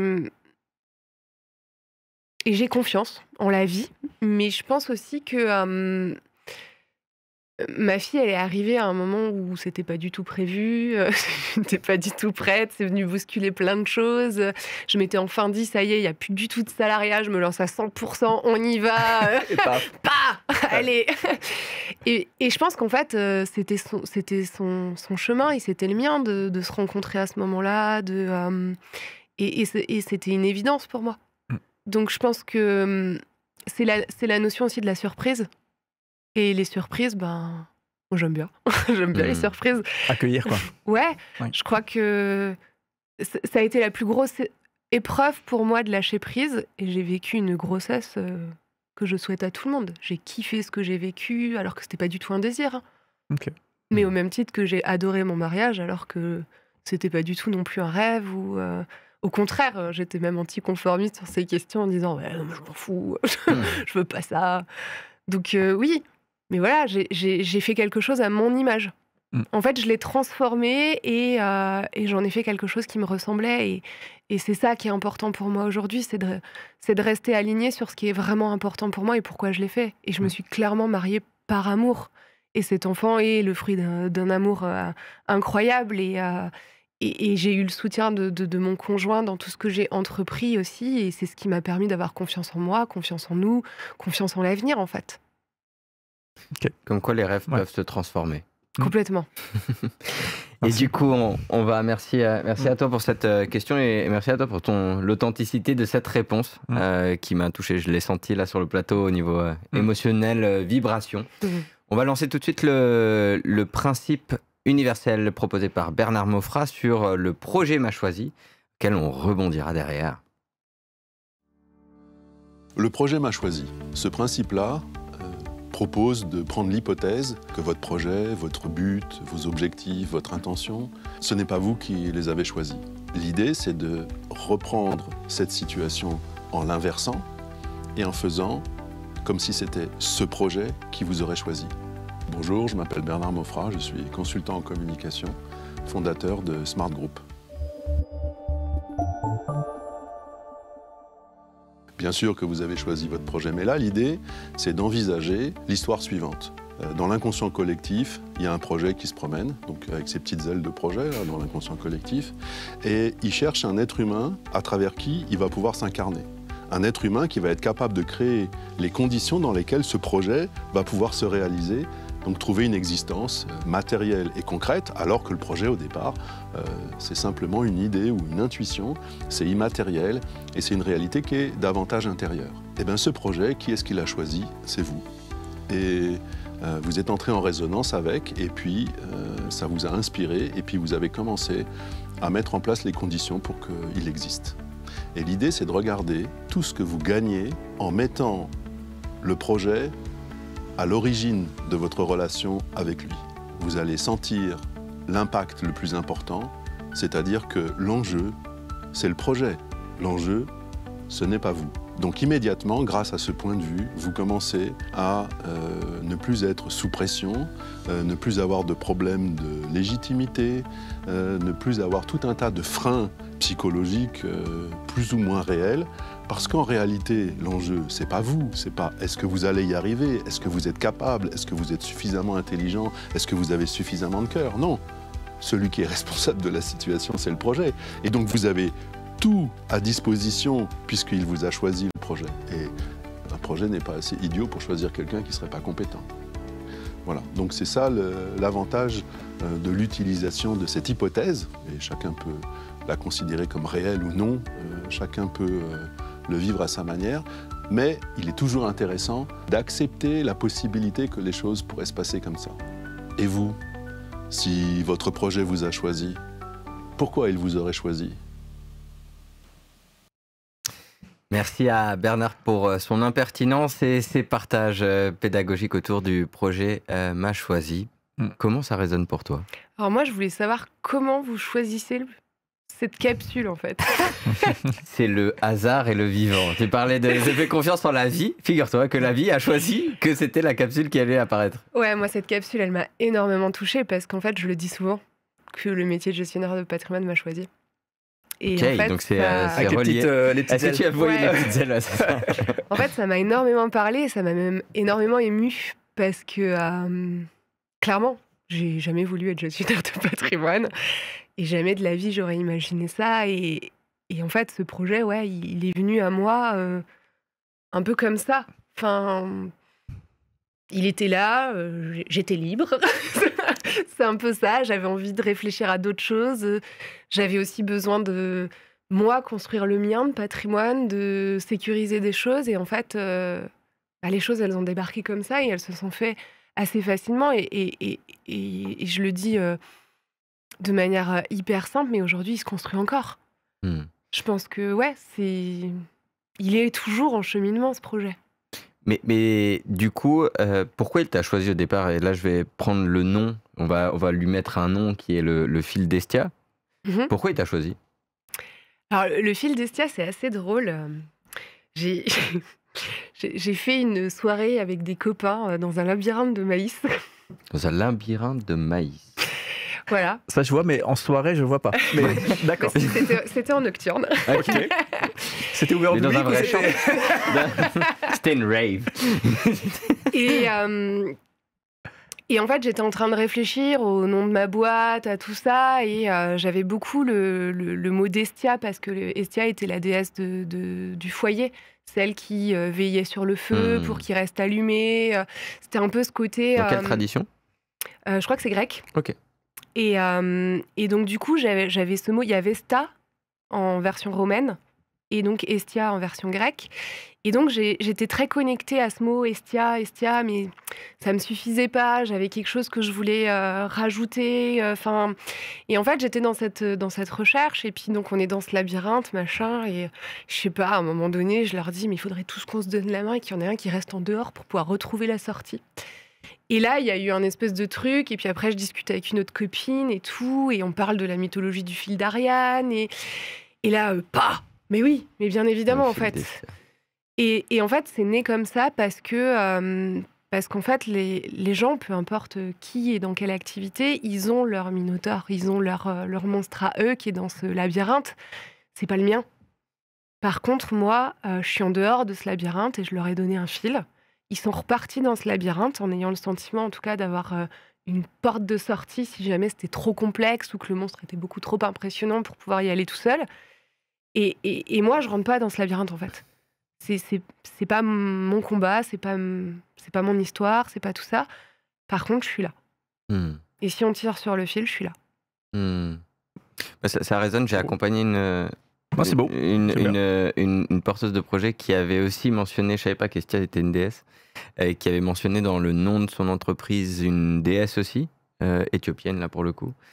Et du coup, je lui ai demandé, mais est-ce que tu te connectes à son énergie ? Est-ce que tu lui demandes de l'aide de temps en temps ? Parce que qui dit Dieu, déesse, dit potentiellement un potentiel à exaucer les vœux. Et puis si on part en plus de l'hypothèse proposée par Bernard que le projet est une entité réelle qui peut nous aider en termes de ressources, je lui ai demandé et elle le faisait pas. Et par contre, elle a commencé à le faire et elle a vu des évolutions dans son matériellement, c'est-à-dire économiquement, dans son entreprise. Ma question, du coup, c'est est-ce que tu te connectes d'une certaine manière à Estia, son énergie, cette déesse? Et si oui, de quelle manière ou comment ça se manifeste ou comment tu lui demandes soutien? Alors, au fil d'Estia, mais peut-être encore plus spécifiquement à Estia, qui est déjà une entité forte. Alors, je pense que j'ai jamais cherché à me connecter à Estia non plus. Et Ok. c'est hyper intéressant et je pense que c'est vraiment quelque chose que je vais réfléchir. Mais je pense que je suis plus connectée à la notion du fil. Hmm. C'est quelque chose de très important pour moi dans cette notion-là et je la parle de manière assez simple dans les deux activités que j'exerce parce que on a tous des nœuds, on a tous des choses et c'est comme ça que je l'avais décrit, c'est que parfois on arrive avec une pelote de sac de nœuds et on débarque là et on se dit ok, qu'est-ce qui se passe et qu'est-ce que voilà. Et en fait, je crois que j'aime profondément ça. Hmm. Venir dérouler des choses, venir prendre le temps de prendre ce fil et de le laisser passer en fait. Là où j'ai l'ambiguïté d'être hyper impatiente sur plein d'autres trucs. Hmm. Mais dans cette partie-là, c'est quelque chose où je pourrais passer des heures avec mes clients sur ces questions. Ouais. Bon. Bah, du coup, la prochaine déroulage de pelote, il n'y aura plus qu'à inviter Estia en face en mettant une Ouais. chaise vide. C'est ce qu'on fait à nous tous. On symbolise toujours le projet avec une chaise vide en disant bah, le projet est là. Ouais, mais avec plaisir. Et hâte d'avoir un retour d'expérience alors, Ouais. si tu le mets en action. Nous voici arrivés au temps de bilan de cette émission, de cet épisode qui fut riche. Et on aime bien repartir, toujours refermer l'espace par un peu, est-ce qu'il y a une pépite ou quelque chose une surprise, puisque tu parlais des surprises, ou un étonnement ou un apprentissage aujourd'hui dans le plateau avec lequel tu as vraiment envie de repartir et retenir et embarquer avec toi. Et du coup, traditionnellement, c'est l'acolyte Cédric qui commence par un peu sa pépite du jour. Ok, et moi je le garde depuis un petit moment. Quand tu as dit cette phrase, je considère que mon métier est d'utilité publique. Et j'ai envie de dire que j'ai l'impression que oui. Parce que je pense que moi, mon foyer, ma situation plutôt stable, et plein de copains que je vois à côté de moi, on a besoin de l'activité que tu proposes, un regard extérieur qui permet de démêler justement un petit peu les envies, les projections qu'on a maintenant qu'on a des enfants, etc., dans ma tranche d'âge en tout cas, et effectivement qui permettent de mettre en place des solutions cohérentes pour offrir à nos enfants ou à notre retraite ou je ne sais quoi, ce qu'on aimerait offrir et ce pourquoi on a envie de travailler aussi. Donc j'ai trouvé ça super intéressant et comme dit, je l'ai dit en simplicité avant, mais j'ai très envie de prendre 1 heure de rendez-vous, 1h30 de rendez-vous. 1h30. Voilà, c'est ça, comme tu le proposes. Je passe souvent. Et je trouve le modèle excellent. Donc ça, c'est la première chose. D'âme. Et la deuxième chose, lorsque tu parlais de ton activité qui est connexe sur la question du divorce, de la séparation, enfin pas forcément le divorce, la séparation, tu disais, je crois. Étant donné que j'ai des copains qui sont en train de vivre ça et qu'ils n'ont pas envie de voir un psy, et que moi, le seul truc que je leur ai dit en tant que copain, je leur ai dit, écoutez, il y a des enfants et tout ça, hein, et je leur ai dit, moi, le seul truc qui me semble bien de vous dire, de vous conseiller, sachant que je comprends rien, comme ce que vous vivez, je ne prétends rien savoir, mais je pense qu'il faut vous faire accompagner. C'est le seul truc que j'ai dit, que j'ai essayé de dire. Et en fait, à part téléphoner à un psy, mais je crois Moi, je propose le sexothérapeute, mais... Ouais, non, mais c'est peut-être. Mais c'est toujours quand t'arrives en première intention. c'est ça, voilà. Mais en tout cas, moi j'ai dit psy, ça n'a pas résonné. Et je crois que j'aurais mieux fait de leur dire, de donner tes coordonnées, de dire prenez contact, parce que c'est une personne qui va vous écouter, vous comprendre, raisonner avec vous. Et s'il s'agit aussi de parler de finances, de séparation, de ce que ça donnera, ce que ça donnerait si vous décidez d'y aller, apparemment vous allez être accompagné, vous allez être entendu, et avec ton double côté, ce côté très humain, cette expérience d'accompagnement que tu as, et en même temps ce bagage maintenant sur l'accompagnement financier et réussir à peindre des tableaux cohérents pour les gens, quoi. Donc j'ai trouvé ça très très chouette et je suis très content de t'avoir rencontré parce que si jamais malheureusement je suis amené à avoir de nouveau cette conversation, je sais ce que je dirais. Merci beaucoup. Et merci à toi, Cédric. Et merci à toute l'équipe d'Izimara, Yes, avec plaisir. Yorim derrière les caméras et évidemment Johanna qui était sur le plateau. Le vent de fraîcheur. Merci à Izimara, le projet aussi. Et pour toi, avec quoi repars-tu dans la besace? Est-ce qu'il y a des nouveautés, des surprises? Alors moi, j'ai aimé profondément vos visions de réfléchir à des choses différentes, de créer des espaces de réflexion aussi. Et en fait, ça me donne presque envie d'en prendre un aussi, parce que ça fait quelques années où je suis pas mal dans l'action et que ça ferait du bien aussi de se poser et de réfléchir à des choses. Et en fait, moi, j'ai adoré cette énergie de trio. Qui voilà, il y a chacun qui a quelque chose de différent et j'ai beaucoup aimé vos retours qui m'ont fait aussi grandir sur des choses que j'avais peut-être pas conscience aujourd'hui. Donc Est-ce qu'il y a quelque chose en particulier là qui te vient? ouais, le fait qu'en fait tout est hyper clair pour moi quand on va venir m'interroger et en même temps si on me le faisait de but en blanc, je sais pas comment expliquer ce que je fais. Et aujourd'hui, c'est une vraie difficulté pour moi d'expliquer ce que je fais. Et je pense que, ouais, je serais curieuse de l'entendre après de vos bouches en résumé, peut-être. Mais en fait, ça m'a fait me rendre compte que finalement, c'est quand même vachement clair dans ma tête. Donc, merci infiniment pour ça. Ben, merci à toi d'être venu. Top, hein. Je ne sais pas si ça existe des concurrents à toi, mais je trouve que ton métier est tellement utile. Et l'énergie que tu incarnes aussi. Trop bien. Oui, bah, bien sûr, que la manière dont tu l'habites, mais clairement, trop bien. Merci à toi, en tout cas, merci à Fanny Wagner. Et si vous n'avez pas vu l'épisode précédent, je vous invite à le visionner. Il doit apparaître par ici ou par là. Mais merci à elle de t'avoir invité, de nous avoir permis de vivre cette opportunité aussi. Merci au Phil Destia, du coup, d'avoir été présent avec nous. Et à Innovea et toutes celles et ceux qui sont autour de toi. Merci Émilie de Dieu Richeton. Merci beaucoup. Et pour ma part, je repars avec plus de conscience peut-être sur comment préparer, comment visualiser le besoin de sécurité que j'ai, comment le décortiquer sur ces besoins, partir de besoin d'identifier le besoin, de mettre des jalons. Qui va, je pense, se déboucher sur un échange ensemble. Promise. Donc, non, avec grand plaisir. J'ai eu vraiment plaisir à parcourir ça et à retravailler un peu ce sens de la retraite aujourd'hui. Donc, je repars avec ces idées-là pour ma part à moi. Et toujours énormément de plaisir de se retrouver sur le plateau. Donc merci encore à vous deux, à Johanna, à tout le monde et merci à vous toutes et tous de nous avoir suivis jusqu'ici. Je vous invite à liker, partager cette vidéo si elle vous a plu, peut-être même spécifiquement à quelqu'un qui vous vient à l'esprit maintenant, puisque quand c'est spécifique, ça a toujours plus d'impact. Merci à vous toutes et tous de nous suivre, merci à tout le monde, les équipes et à l'émission Abracadabra. À bientôt.